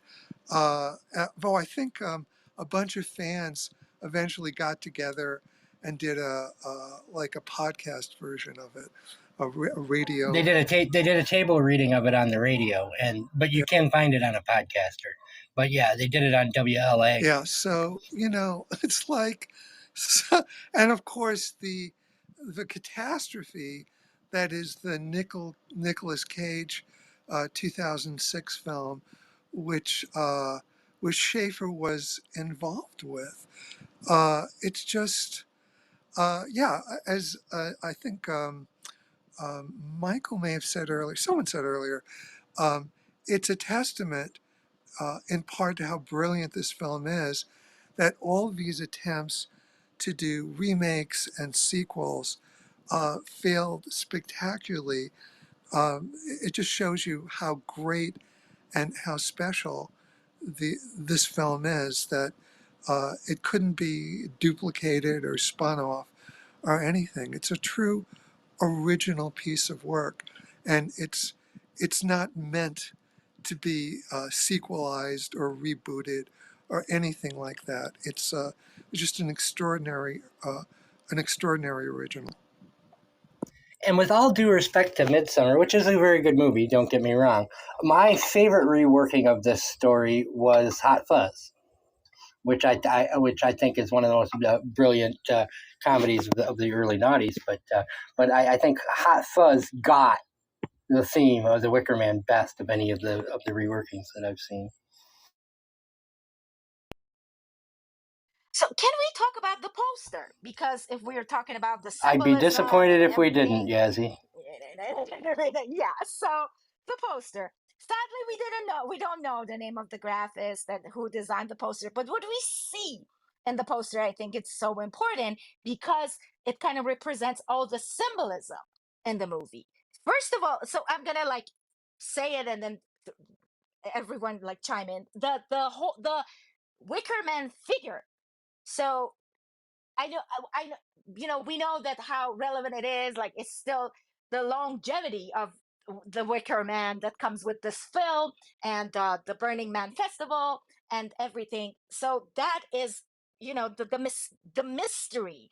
Uh, Also, in the poster, it represents that mysterious, threatening figure in the unknown. Like Mark, you were talking about the important, that in Don's room, that for the credits you always look for the location, and I think that this movie is one of the movies that location matters, that how this isolated island played to the horror aspect of this film and also Well, to and I'm the going to contradict yeah. myself a little bit here because that is where I think this does tie in with the whole unholy trinity, which is the fact that it's not shot in the studio the way a Hammer film would be. That and when Adam Scoville was talking about the similarity between this Witchfinder General and Blood on Satan's Claw, it's that framing of nature and those trees that they hauled in to make it look like it's spring when it's actually November in Scotland, which is not even all that warm in May. How you get the tree branches framing each shot. And that is visually you can definitely see where the idea that they are kindred spirits that way. And so when you have, say, Vincent Price in Witchfinder General, he's constantly going through woods, and so you've got branches framing the shot. You've got the same thing here. The famous maypole scene, which I think goes on too long and probably shouldn't have been repeated twice. But the framing of that shot is absolutely beautiful because it's shot in nature with the nature behind it, and nature becomes its own character. And so the horror of the film doesn't come from the actions on the screen, which are actually pretty benign, except for Willow's song. But the nature around it, and that's that ambiance is, I think, what creates the visceral element of the film, and that's what I think those three films have in common. Of course, that that contrast, that conflict of nature versus civilization, the fact that this man from the Howie, that represents the civilization of sort, the majority, the Christianity, the big ones, he goes to this isolated island and becomes individual becomes minority. You know, it's just like this uh, something that we see in the kind of atmospheric horror movies, like when we are weak versus the, you know, the power of the space, the unknown vast space, the ocean, you know, the unknown creature in the ocean, which is supposed to be, you know, something familiar to us. But when we are the weak one versus the unknown of the nature, then nature becomes more powerful than the civilization. You know, And of and, course, and that, here and it's in the poster, yeah. spoiler warning, spoiler warning. It's nature that has caused them to build the Wicker Man in the first place, because of course it's the failure of the crops Exactly. that. And that's the neutral perspective of the film. Now, that also moves me to the other thing that I think really puts the film in its own category, and not necessarily just horror, which of course is the music. And but before I do that, I want to welcome Matt to the stage. Matt, good to see you. How are you? Have you had a chance to watch The Wicker Man, and do you have any thoughts before we move on? Sure. Sorry for being a bit late. Yeah, there's some stuff going on. Yeah, no, Wicker Man is really strong. I think it's one people remember, and I think it's one I've gotten more out of the older I get when I watch it. I think it's just a film that has a lot to offer. It doesn't explain everything. It makes you think. Um, a lot of it's set in the daylight, so that's sort of unusual for a movie to be scary with that. And yeah, just really well done. I suppose that's another connection between Blood on Satan's Claw, Witchfinder General, and this is that all three of them, all the horror takes place in broad daylight. So I'm starting to talk myself out of my original reservations, and apologies to Mark Scoville, who I'm sure isn't listening. But back to the music now. Paul Giovanni composed the music for this, but and some of the lyrics were taken from Robert Burns' poem. But we were talking about the fact that nature and the failure of the crops has caused them to build the Wicker Man. In that final scene, spoiler alert to anyone who Cut it out. Stop it. We don't do that here. Stop it. hasn't seen. Okay, but yeah, in that final scene, the music that is being played is the oldest. Summer is coming in is the oldest piece of recorded music with English lyrics in history. It was composed around 1261 by either of two people, and I just want to recite their names for you and ask what they both would have in common. The first could have been W.D. Wycombe, who was a monk at Reading Abbey, or the other is Jean of Forcenay. What do those two names have in common? Neither one of them are Celtic. And none of the lore in here is actually Celtic. They were both Normans, and Scotland had been settled by the Normans. And most of these ancient rites are either of Nordic extraction. The only thing that they kept was the Wicker Man, which almost every historian worth his salt is going to tell you was a fictional creation of Julius Caesar when he was originally invading the British Isles to kind of amp up the brutality of the Druid culture. But there's nothing of Druid culture in here. Almost everything actually comes from Nordic stock, and so the music, the folk music that you hear in here from the beginning to the end, you're like, why are we opening a movie singing about corn? Because that was so incredibly important. Corn didn't mean what we mean it now. Corn meant any kind of seed, anything from wheat, but because that was so incredibly important to the Nordic Vikings who were settling from their frostbitten nowhere to attempt to try and grow land out of the clay and frozen ground of Scotland, and they were the ones who introduced all of these. So this settlement, Lord Summersisle isn't bringing back the old Celtic gods. He is bringing back the old colonizer gods.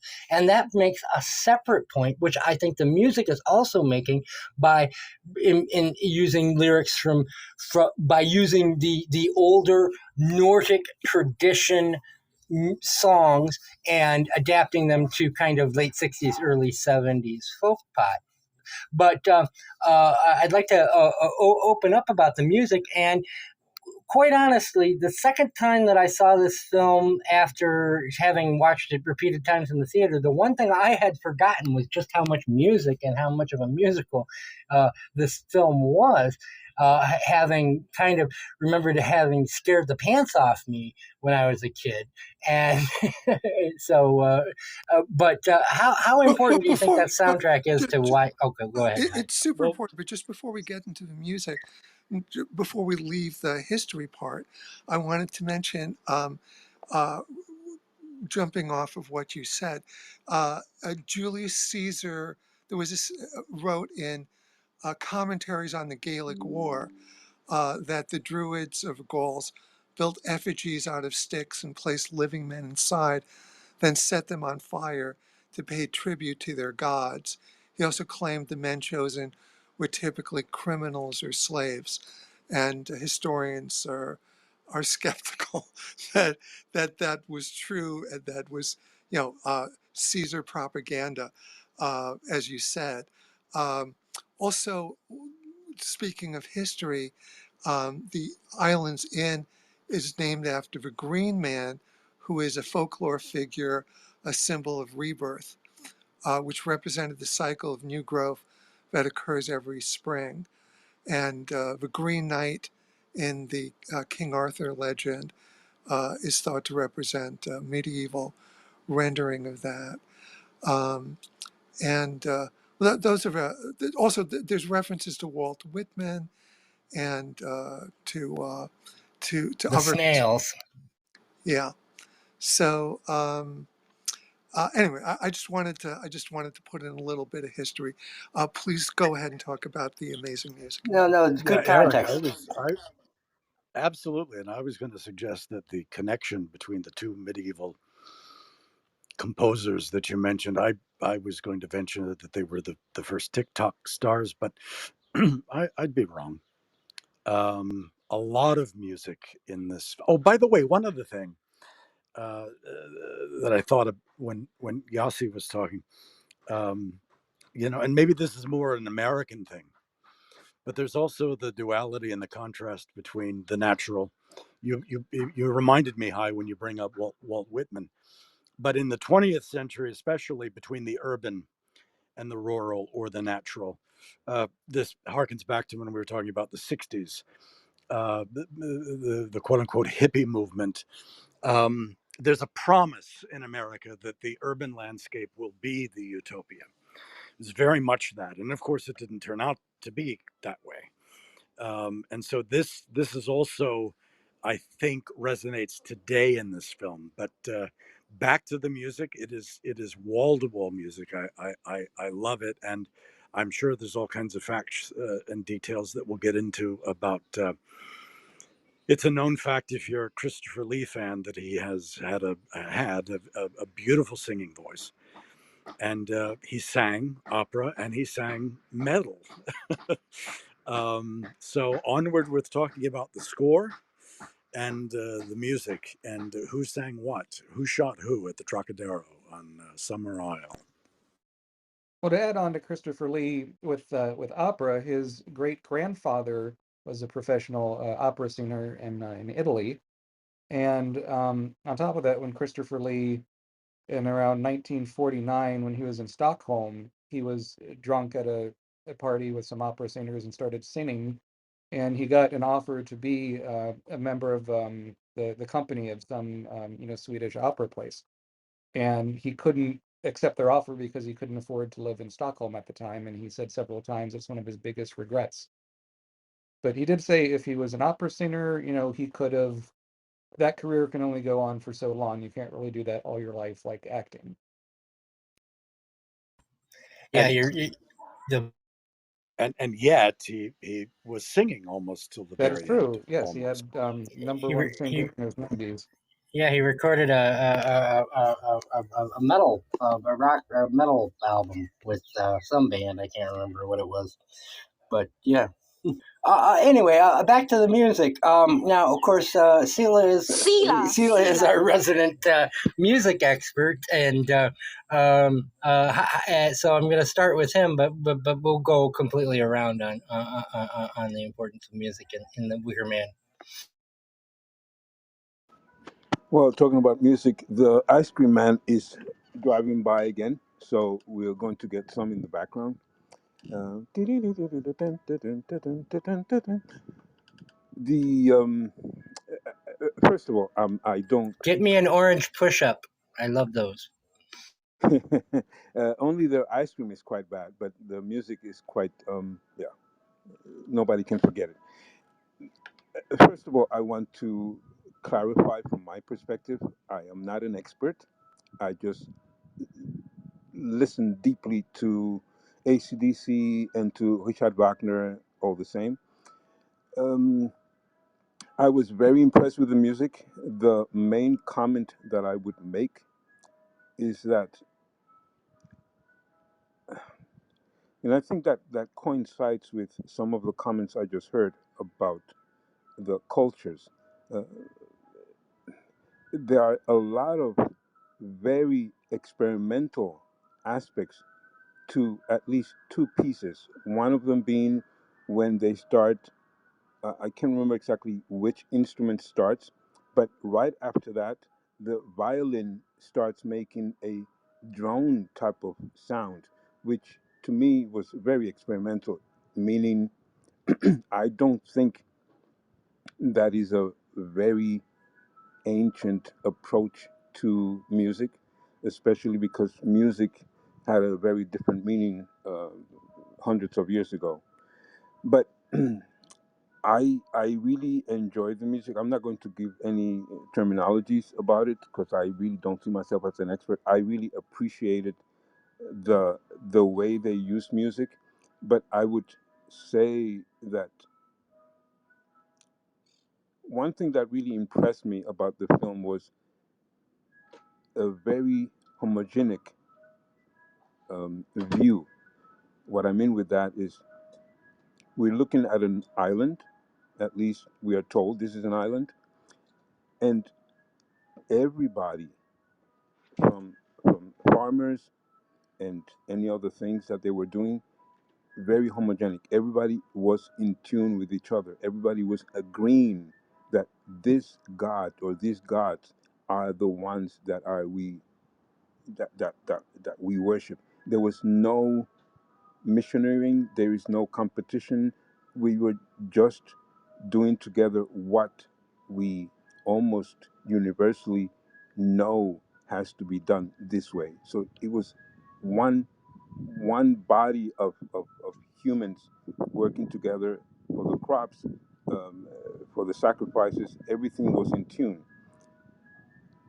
which I found the music gave a very good aspect to that or layer to that because the music to my ears was very much in tune with the primitivity of what they were doing, and modernism of what they were doing, if there was any modernism.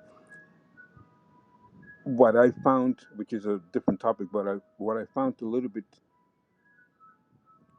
weird is that next to this homogenic being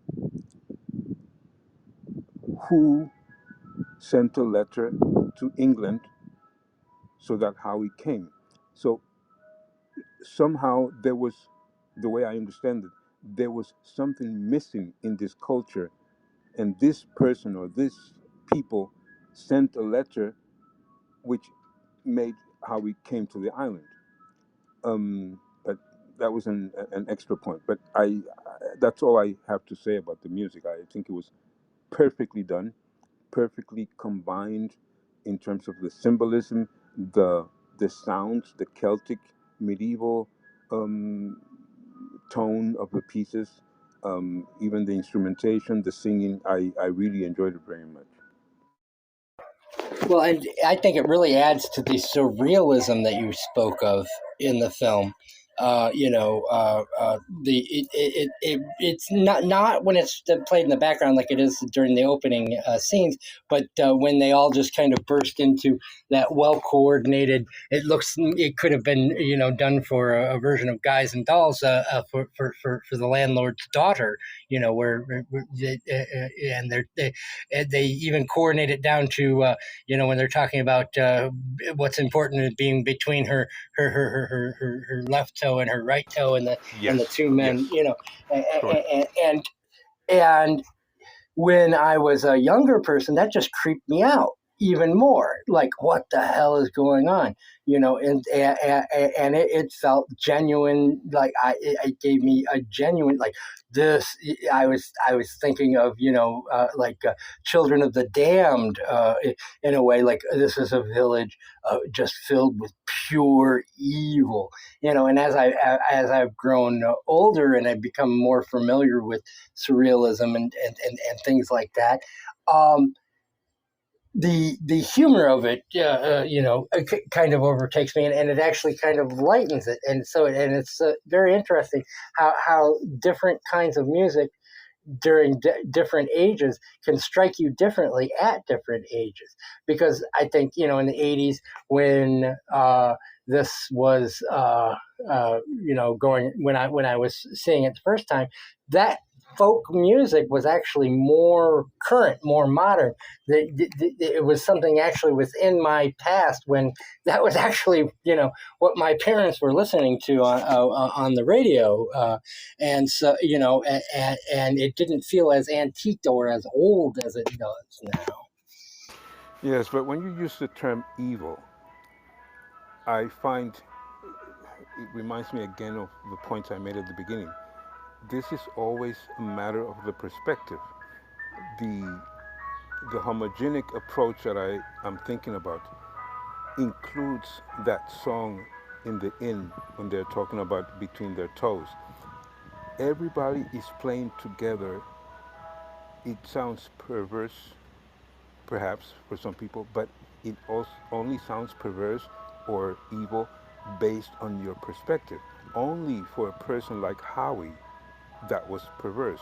That was that's not supposed to. This intimacy is not supposed to be there. And I had to think. I want to mention something that I always mention. I don't think it's a great film, but Pretty Woman, to me, is a very good example in terms of Pretty Woman, whatever her name is. You know who I'm talking about. Julia Roberts. Julia Roberts. For her, sex was nothing special. Only kissing. That was the intimate, important thing that she was going to protect. So this movie reminds me heavily about the way we believe in God is 100% a matter of my perspective. But the music was underlining, supporting the whole tone of the film in terms of this unity of crops and everything, the way we think, the way we play. So I found the music was very, very well done, not as a background, but as a very important element of what was being portrayed as a film. Sila, I'd like to add, before I do, the ice cream truck music behind you is only slightly creepy, but maybe that's because I watch too many movies. The music in this Be film prepared to pay royalties for ice cream music, Eric, by the way. Oh, it's some generic public Yeah, domain pop library. goes the weasel is public domain. I'm positive. But the singing in this is free. It's natural, and I don't mean for like public domain. I mean that it is just full-throated sense of freedom, a sense of the community. And I make an observation, a very thin observation. The joy, the full-throatedness, the commitment that the village in all of the singing, not soundtrack, but singing in the film. Compare that to after you've listened to this podcast, go to YouTube and put in "My name is John Dacre," and the compare because here in The Wicker Man are a bunch of white people who very fully, very emotionally, very joyously are singing. And then here's an example of Christian music gone south. That's all I'll say. Where is the commitment? Where is the emotion? How can people really sing without moving their upper lip? I don't quite know. And I'll just leave it at that as we move along.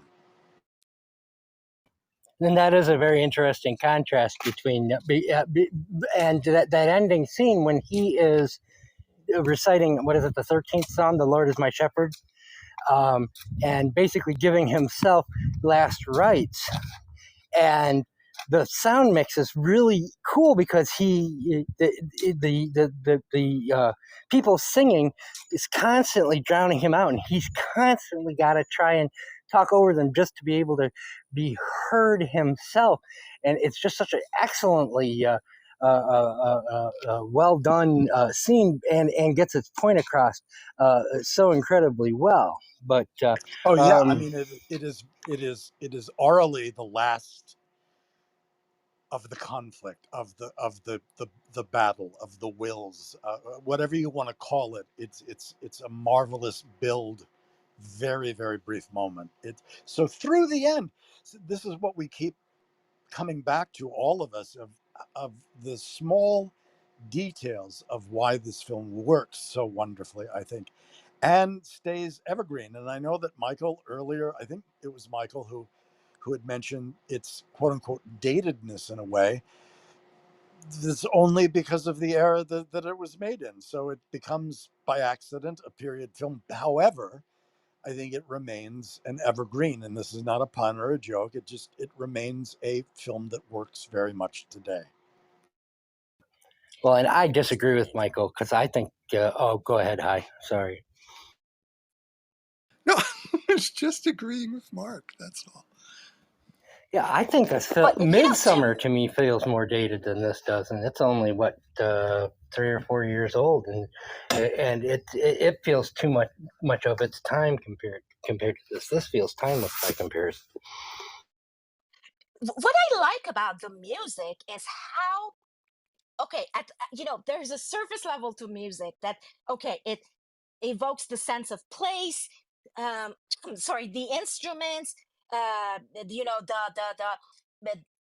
cult, or the pagans, or whatever we want to call that reflects that rituals, that cyclical view of those people who live there, that they sing songs about harvest, about the different seasons, and the maypole, their rituals.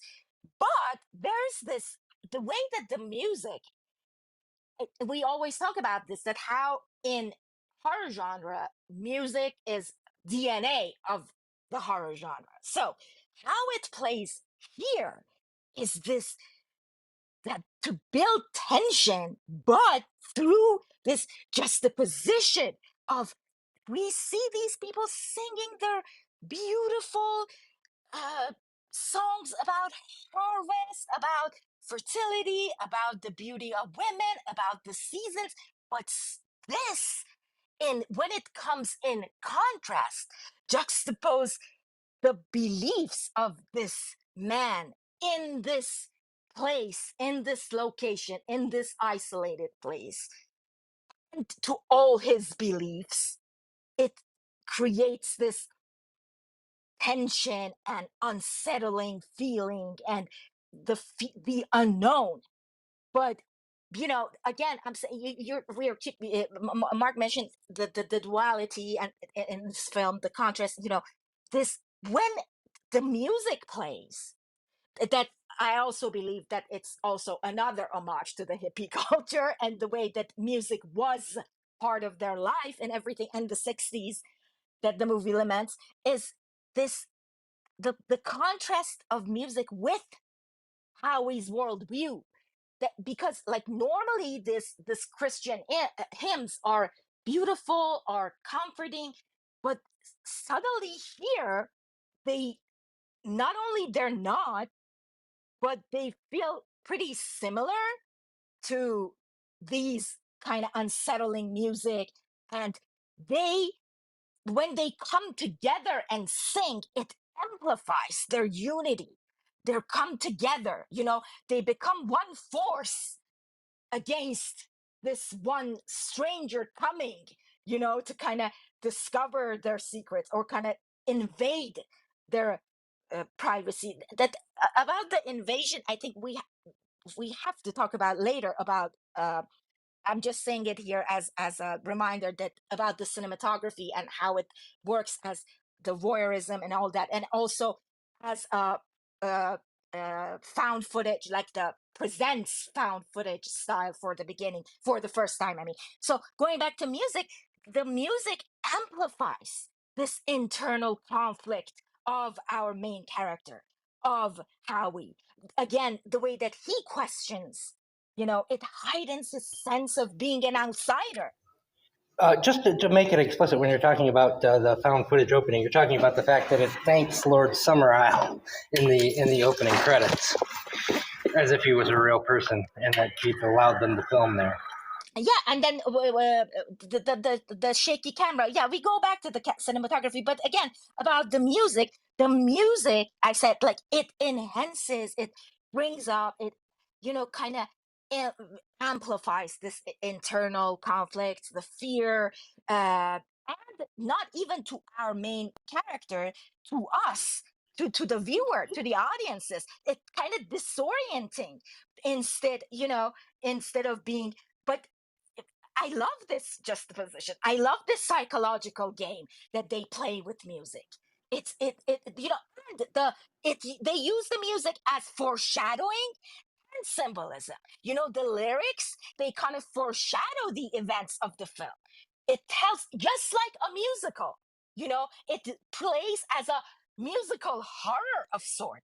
The blend of the genre that is so important in this film, it also kind of, the music helps to this blend of the genre, of the changes of the perspectives and everything, because the lyrics kind of emphasizes of this doom of the fate of this character, that it's coming, that it's the climax of the film, and the inevitability of that coming, and the symbolic use of music also, because this is a movie that, it's a movie that, kind of begs for symbolism, the study of the symbols. So and every so that the it I mentioned before how it ties the narrative to the themes of rebirth, fertility, the cyclical time, the the belief of these islanders,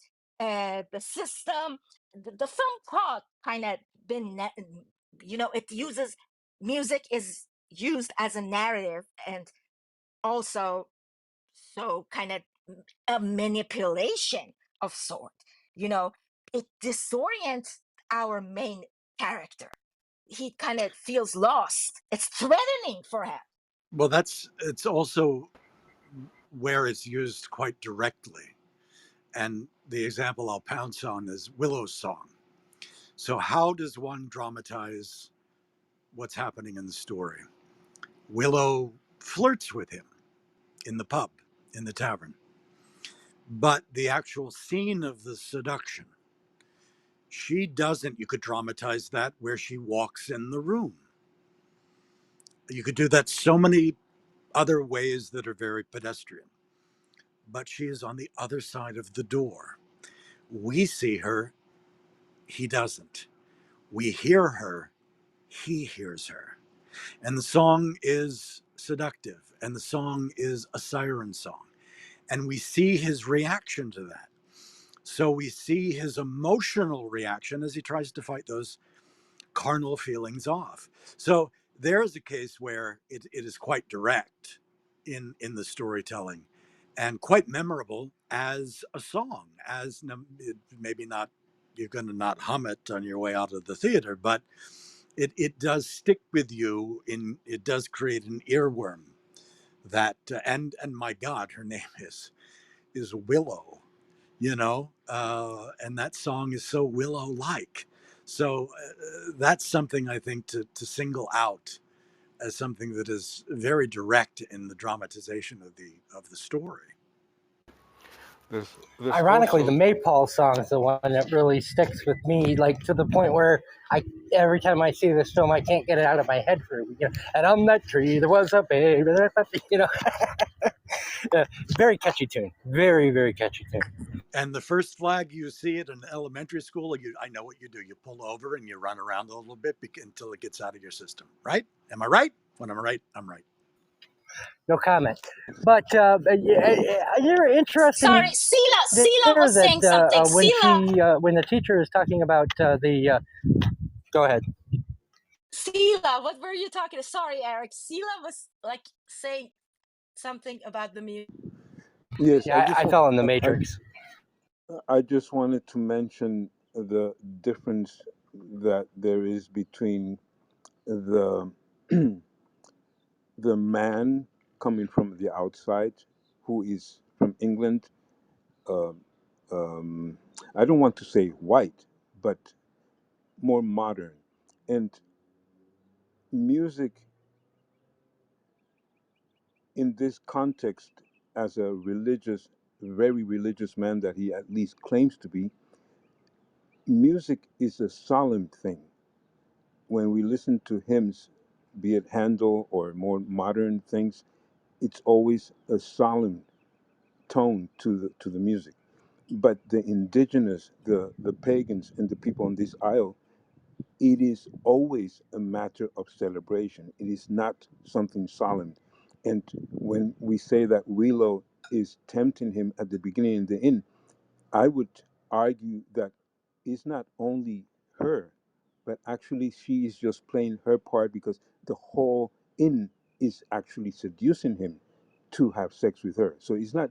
It's a very homogenic situation that is with the backdrop or with the foredrop of the celebration music, the singing, the instruments. Oh, And it's a it, body I song. and I'm just going to pull from the thesaurus. I mean, classical religious music, as you mentioned, is intimidating. It's majestic. It's overwhelming. The contrast, I think, is to remind us of our place, but to be cowed by it in some way, to be in awe of it. Whereas the music is adapted and used for the purposes of the people of Summer Isle is not just celebration, but is open and embracing. Again, a contrast. So I agree with Correct. you so Yes. much.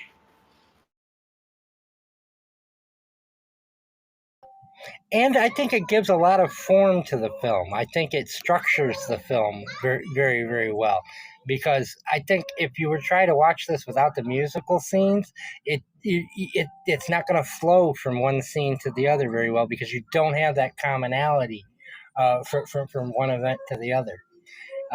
Well, I it'd also be 8 minutes long um, if you watched it without the.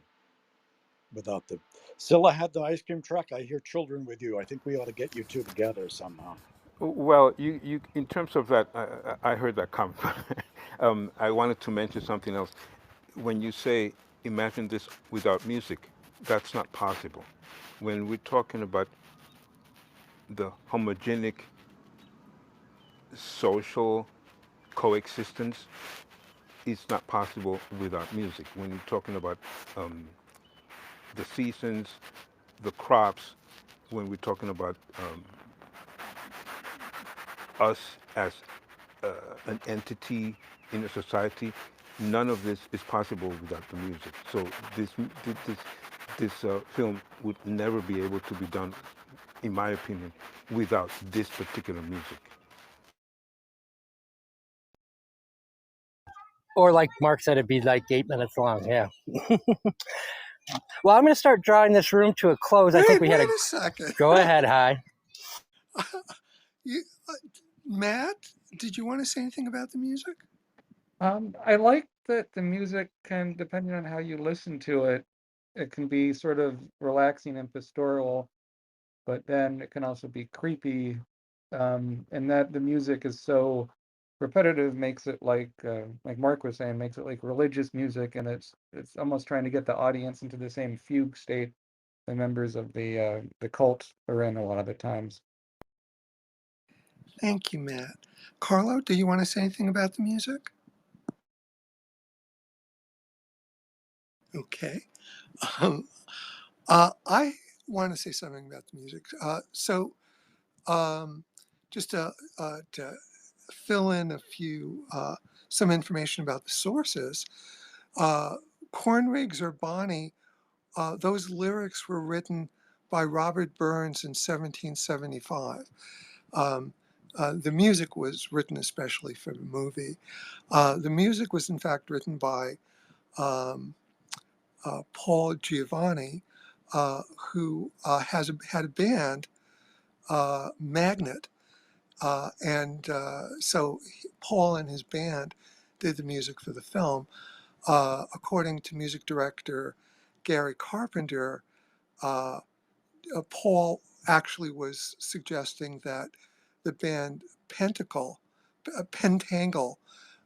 be used for the film, but Gary Carpenter convinced him that Magnet A, knew more about folk music, and B, was much less expensive than Pentangle would have been.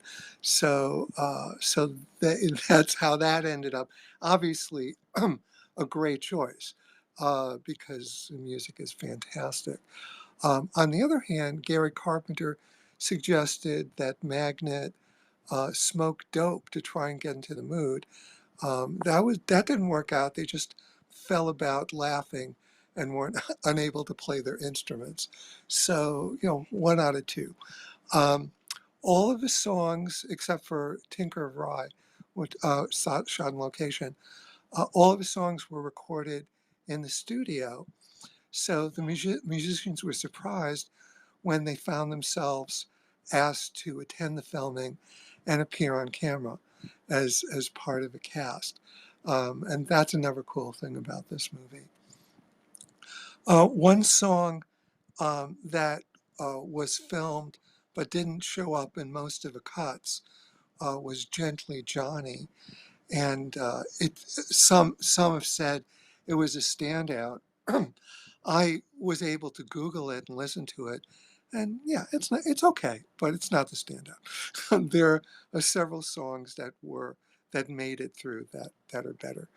Um, as for Willow's song, which is magnificent, um, I want to reiterate how how smart and different that whole scene is, because when I'm trying to remember, how I felt when I was watching it, but basically it's like he's entering into a trap, and the seduction feels like a trap, and his resisting it feels like, oh, he overcame the test, but in fact he sealed his doom by not going along, and that's just amazing to me.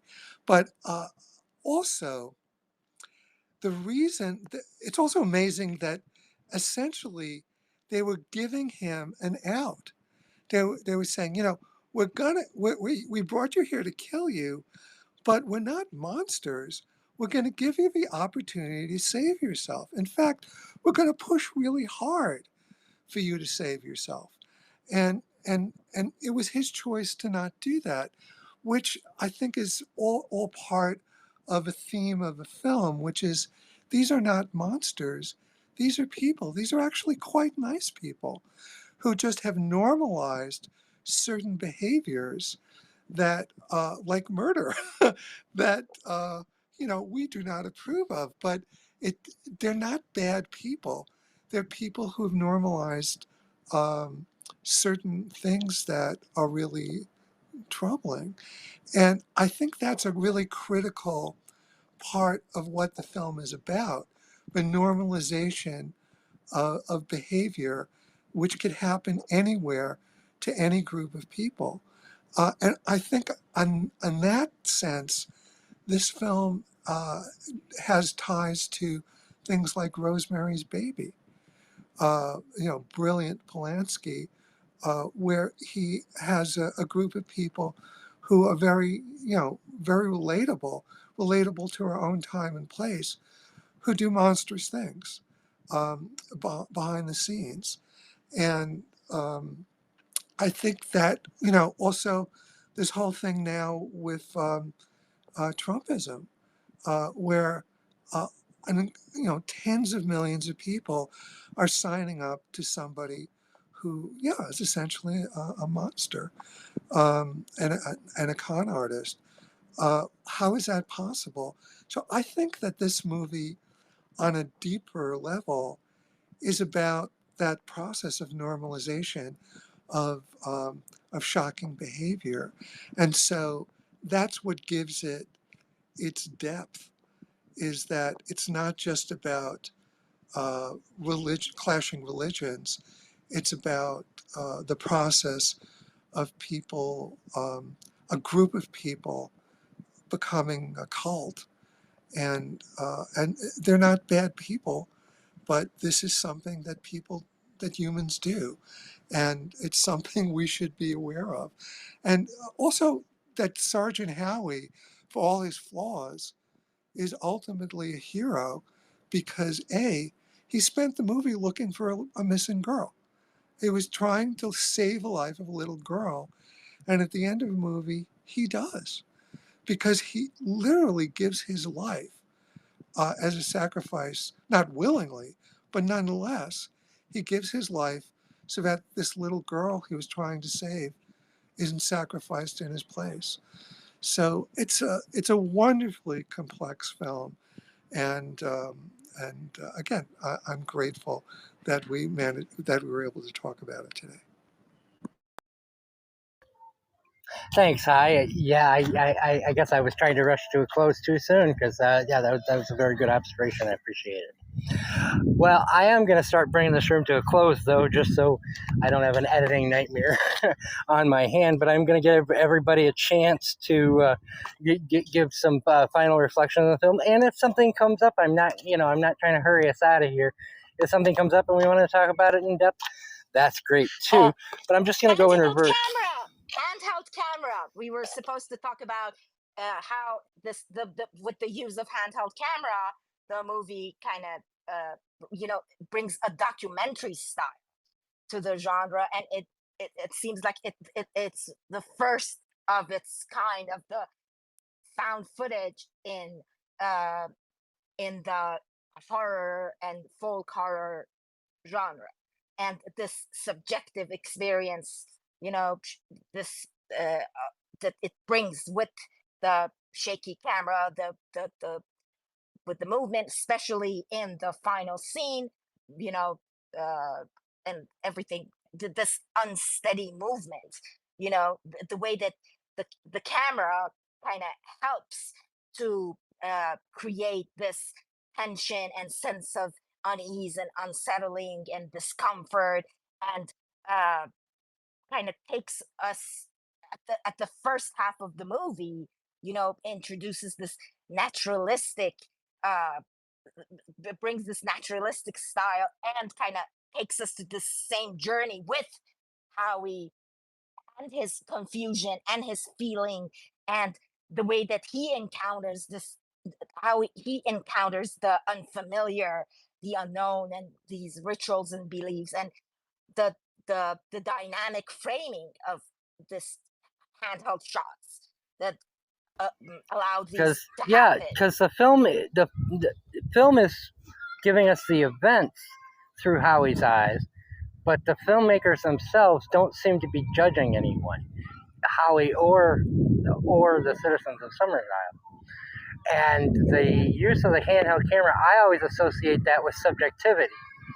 When I think of like when Tony Richardson used it in the British kitchen sink dramas, or when I think of the way the French New Wave used it, I always associate that with a subjective look from a character's point of view. Here it is used, like you say, to bring us back to watching, say, footage from Vietnam, which would have been very current at the time, or something like that, to give you an idea that we're just filming this, we're not judging one way or the other, which is a very cool tightrope that the film walks across. And yeah, I think that camera work is very important to it, especially for a film with this low a budget and a first-time director. I think that's very masterfully done. Yeah, don't you think that it kind of doesn't it give you because Sila mentioned the surrealism, it kind of gave me the same feeling as that Las Ordes, the Tierra Sin Pan, what was it, the Buñuel movie, the Land Without Bread, that sort of cinema verite of sort. You mentioned the French New Wave, that paranoia of that psychological impact, and also the paranoia and suspicion, and the formation of this small closed community that with bizarre rituals, and the the the disbelief and the belief and all that. I think that also it kind of parallels to that, the way that the same style as Buñuel chose to kind of make his pseudo documentary, this manipulation of information, to control his narrative. Well, I don't know how conscious Hardy may have been. This may have been just a very organic, natural thing. I mean, it's part of the period of filmmaking. As you've mentioned, it's coming from different countries. Italians after the war, the French New Wave. Americans are doing it. They're breaking free of studio-bound pictures, particularly in the late 60s into the early 70s. So handheld camera, this sort of deceptive, invisible style, is a prevalent thing that we're seeing a great deal of. And I think that is possibly very organic, because I think it takes a certain sensibility to go for a hard style. In other words, if the Wicker Man were done in some sort of arch Gothic style, and I'm not even talking about the pseudo Gothic style of a Hammer, I'm talking about more in the last 40 years, films that we've seen from Tim Burton and some others that can be highly stylized, whether it's the art department, it wouldn't have worked the same way. So I am curious if this is more of an organic kind of thing coming from Hardy, and it just falls into a period where, again, even Hitchcock, late in the career in the 70s, is breaking more away from studio bound, and Frenzy, for instance, which feels like one of these kinds of films. Also written by Peter Shaffer, by the way. Yeah, there you just go. by coincidence. You had mentioned Straw Dogs earlier. Yassi, we were talking about Herzog films a couple of weeks ago. Herzog has a very deceptive style. He's very careful about where he puts the camera, but there's still sort of a pulled back observational. But if you relook at the 1979 Nosferatu, or anything we've talked about, you brought up, I think, Fitzcarraldo even tonight. He's very careful where he puts the camera, but he tries to let the action play out and not manipulate in any overt self-conscious way, or conscious way rather. So that's all I've got to say about that. Hi, I thought you brought thoughts very nicely to a close. So I've got nothing more to add, folks. I love this film, and I'm so glad that it was the topic. and I'm very, very glad that you had me yap my thoughts on it all. A really wonderful conversation. Thank you very much. Really loved having you here, Mark, as always. I just want to ask this once. I'll edit it out. But is there a Herzog room on Chatter that I'm missing because no one will send me a fucking invite? I'll be getting invites probably within the next 24 to 48 hours. So No, these conversations, Eric, happened in Don's Sunday trailer watch. They happened there. It wasn't on Chatter. Okay, I feel better. I felt left out for a moment. So there are rooms I could have gone to, but chose sleep instead. Okay, I feel much better now. Love me some Werner Herzog. That's all. Well, all right, I'm gonna do a once around in reverse PTR order and get some final thoughts on the film. Matt, we're gonna start with you. Oh, and also, where can people find you online and anything you need to pitch?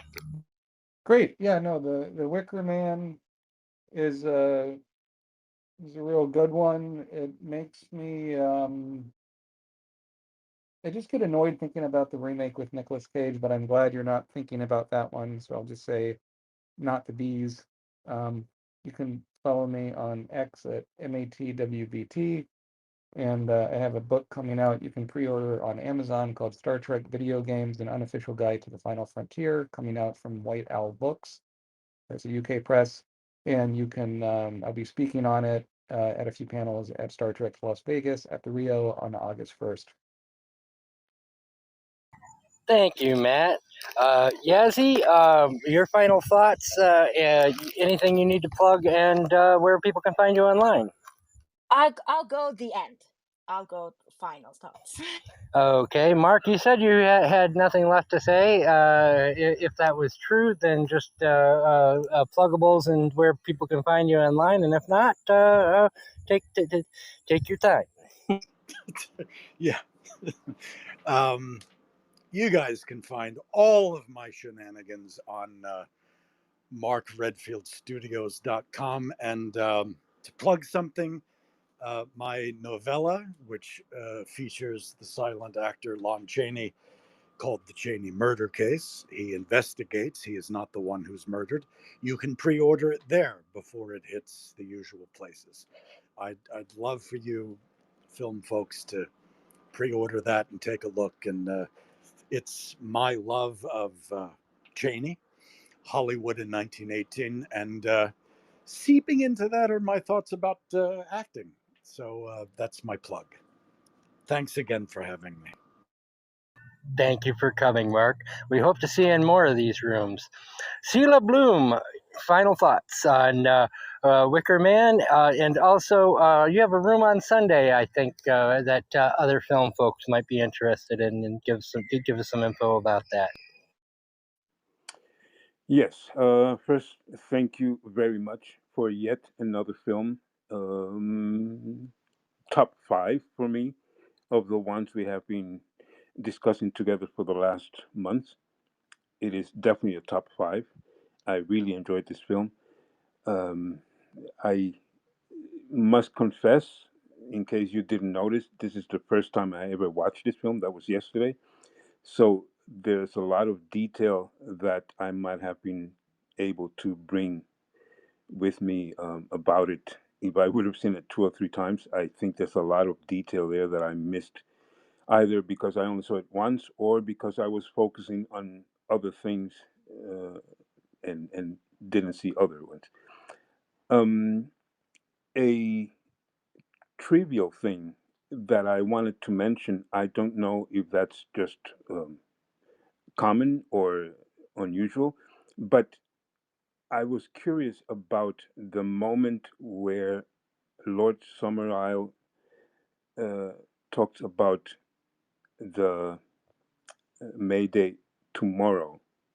And I looked at the calendar in 1973, even though the film was released in December of 1973. But the information given in that dialogue is actually coherent with the 1st of May of 1973. So I found that interesting. Other than that, like you said, will be opening a room dedicated to Ingmar Bergman on his birthday on the 14th. And because of Yassi, we will be discussing Face to Face, a profound film in many ways. And without saying anything else about it, I strongly suggest you watch it. I'm not guaranteeing you will be able to watch it until the end because it's a little bit heavy, but I think it's a great, great piece by Bergman to celebrate his birthday. So thank you very much to everyone. And again, thank you very much for forcing me to watch this film. It's a great film. Great, and thank you, Sila. And I'll definitely be there. If anybody has trouble finding a copy of Face to Face, I have just before they removed it from Internet Archives, I downloaded their version of it, and I'll put it up on a place where people can access it. If you have trouble, just back channel me. Thank you, But did you just say that they just deleted it from the archive? Yeah, it's off the Internet Archives now.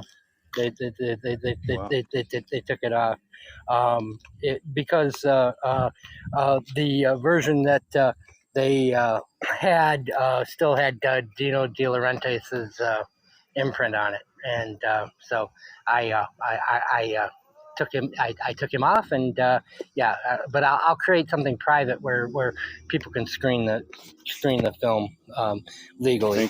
Thank you very much for that. Hi, Bender. Your final thoughts on the Wicker Man and pluggables and where people can find you online. Thank you, Eric. So I think that at the end, I want to pay tribute to the 2006 remake, which just some of its credits. It was nominated for a Razzie Award for Worst Screenplay by Neil LaBute. It was nominated for Worst Actor, Nicolas Cage. It was nominated for Worst Screen Couple, which was Nicolas Cage and his bear suit. It was nominated for Worst Remake or Ripoff, and it was nominated for Worst Picture of 2006. Those are just the Razzie Awards. It also was nominated by the Golden Schmoes Award for Worst Movie of the Year, and it actually won the Stinkers Award for Worst Remake and nominated for Worst Actor Nicolas Cage. So we bow to you, remake of Wicker Man, for an astonishing series of recognition by various movie award organizations. And beyond that, I wanted to mention that, Eric, you were kind enough last week to run by us 3 potential movies for future episodes. I don't think we should hash that out now because this has been such a long episode. We can do so next week. But just to be honest, I disagreed with all 3 of your choices. And my suggestions for a Mike Leigh film, well, Peter Greenaway, you might consider Drowning by Numbers, which is on Tubi. It also is rentable for $1.99, so you can watch it for free. You can pay $1.99. For Ken Loach, I would like to suggest The Wind That Shakes the Barley, and which is I don't remember where it's available, but it's readily available.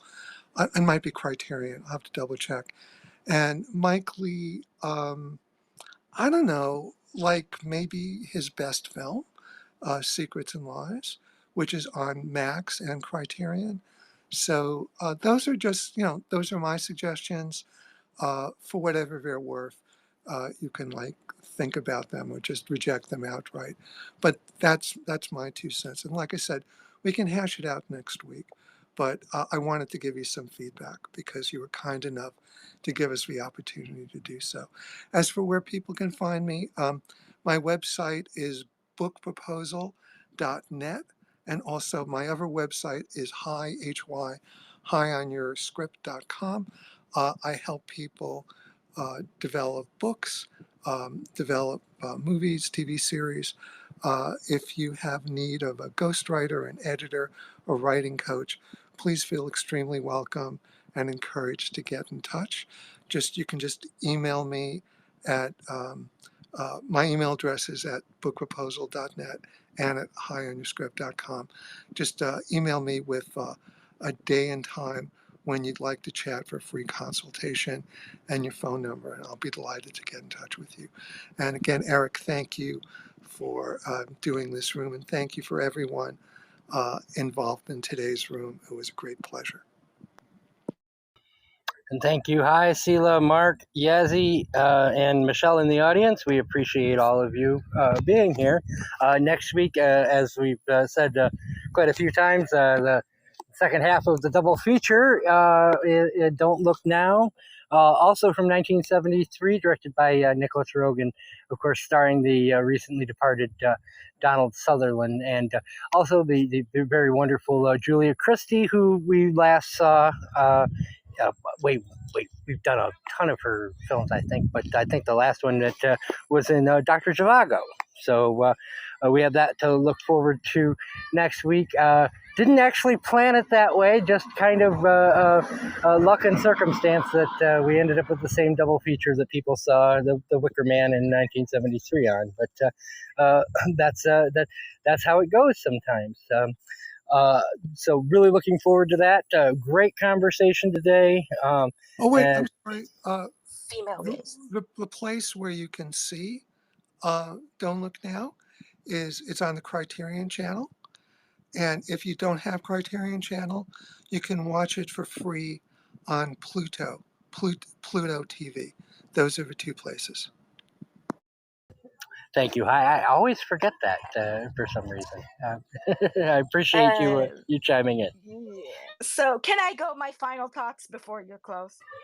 You know what? I'll let you close the room out, Yazzie, although I guess I'll have to push the button. So the only thing I have to add is that how this detective story also is another blend of genre in the film. And instead of this, as Sila said, this white Christian man comes and save this damsel in distress, it's kind of reversed the genre. And the female gaze, the boy, we always say that, I always say that I love horror movies because horror movies dare to go to places where other genres don't. Same as sci-fi. They kind of show us another dimensions. They open another doors to our views, to the industry and to the forms of storytelling. And this and the they have this ability in horror to criticize religion, to criticize the the discrimination, the this biases, the misogyny, the way that the look at female body and all that. These are the things that you can only find in horror. And I think the genius of this film is how the genre that it picked. Because we can go to, if you just take this movie out of this genre, then it might become a comedy. It might become hilarious. But we take it serious because of what we said about Roger Corman, because of what we said about the production, and like, all these things that come together and create this, and why Christopher Lee stood behind him, because we can see this, the approach of the film to the the symbol of the Wicker Man as, the way that people in Hammer horror, like the way that we wanted to burn the witches, the Salem. We wanted to burn Frankenstein, the monster. But it doesn't happen here. That neutral gaze that we talked about through the cinematography. It's all what I found really fascinating was this feminine gaze, this female gaze here, that we don't have the damsel in distress, that the detective story doesn't end up with the white man save that girl. What happens here? This the cinematography here aligns with this perspective of the female characters, the voyeurism. We normally, the voyeurism, the way that it's used in the movies is that if we want to see, but Mark mentioned the wall between our main character and Willow. He doesn't see it, we see it. It doesn't kind of it's not for that famous peeping Tom kind of archetype. No, it's different. It gives, it explores this female sexuality as the liberation, and cinematography, the camera here helps it. It doesn't, it it's, how can I put it, like, it doesn't give you this sense of voyeuristic. But the funny thing is, the book does. So shout out to the filmmakers, to the cinematography of the film, because in the book, the David Piven, the Ritual book, it kind of explores this the identity crisis. But here it questions the bigger thing, as Hyde said. The longevity of the film is that we can, this subversion, I think, of the perspective, through the paganism, through minorities, through the gays and everything. And I think this is how, this is why, like, people with visions like Christopher Lee and Corman, they were defending this movie, and maybe that's why it weren't understood by the companies back then. Because sometimes you need a vision to see, just like the role that the music plays in this film. It foreshadows what's to come. So maybe, when you are involved, because you talked about all this trivia and stuff, but no one mentioned that Christopher Lee didn't get paid. He kind of found the project so fascinating that he said, if I want to go for my kind of usual payment, the project will never happen. Like, my usual payment is the same amount of the whole budget of this film. So he saw something ahead of its time that he wanted to be a part of. And I posted a documentary in the chat about the making of this film. And this is the same thing that Ingrid Pitt said. She said when she looked at the script, she thought this is something that she wanted to be a part of. Because just like the music, Paul Giovanni, this was his first score composed for a movie. This was a kind of experimental work for him. Because the movie, I think, to me, is an experimental work in the genre, in the cinematography, in the use of music, in the blend, in the adaptation of a literary work, in the acting, in location, in costume design of this, the use of mask and and everything that comes with it. But mostly, again, I emphasize of how important it is for a 1973 movie that, despite all the challenges, still emphasizes on the agency of female sexuality. It gave the female power and made this mark in historical context.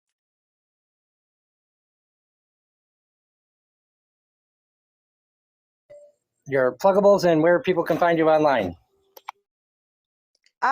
They can find me at Soufi Yassi and the site formerly known as Twitter, and you listen to our podcast. We're like this. We explore movies, we go deep, we dive, we delve.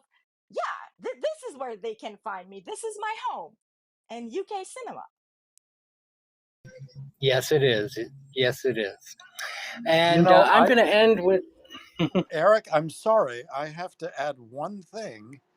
I would be shockingly remiss because I completely forgot about this. A friend of mine, John Walsh, he's part of the Ray and Diana Harryhausen Trust. He's written a book about the Wicker Man.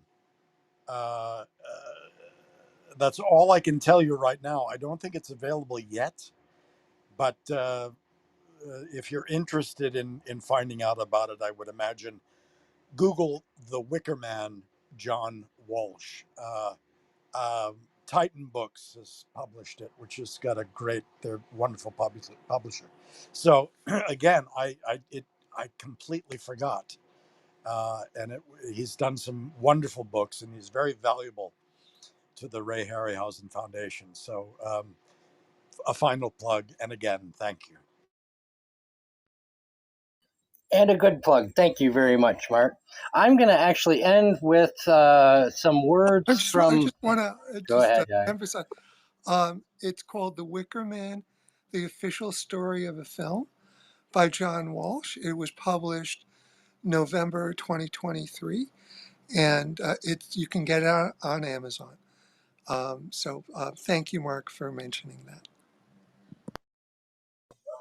Thank you, Hi. Has anybody got anything else before I do my final words? Okay, I'm going to end with the original lyrics from the traditional Welsh song "Summer Isn't Coming In." The ewe is bleating after her lamb, the cow is lowing after her calf, the bullock is prancing, the billy goat is farting. Sing, sing merrily. And on that note, we're going to end today's show, and we'll see you all next week for Don't Look Now. Thanks again. And we're going to end the room in 5, 4, 3, 2, 1. Have a great night, everybody. Thank you again for listening to UK Cinema History. If you want to join the conversation, follow the link in the episode description. Every Thursday at 5 p.m. Eastern Standard Time, where we record these episodes live on the Clubhouse app. Hope to see you there. And while you're listening, please rate us and review us on your favorite podcaster. It'd be doing us a great favor. And thanks again.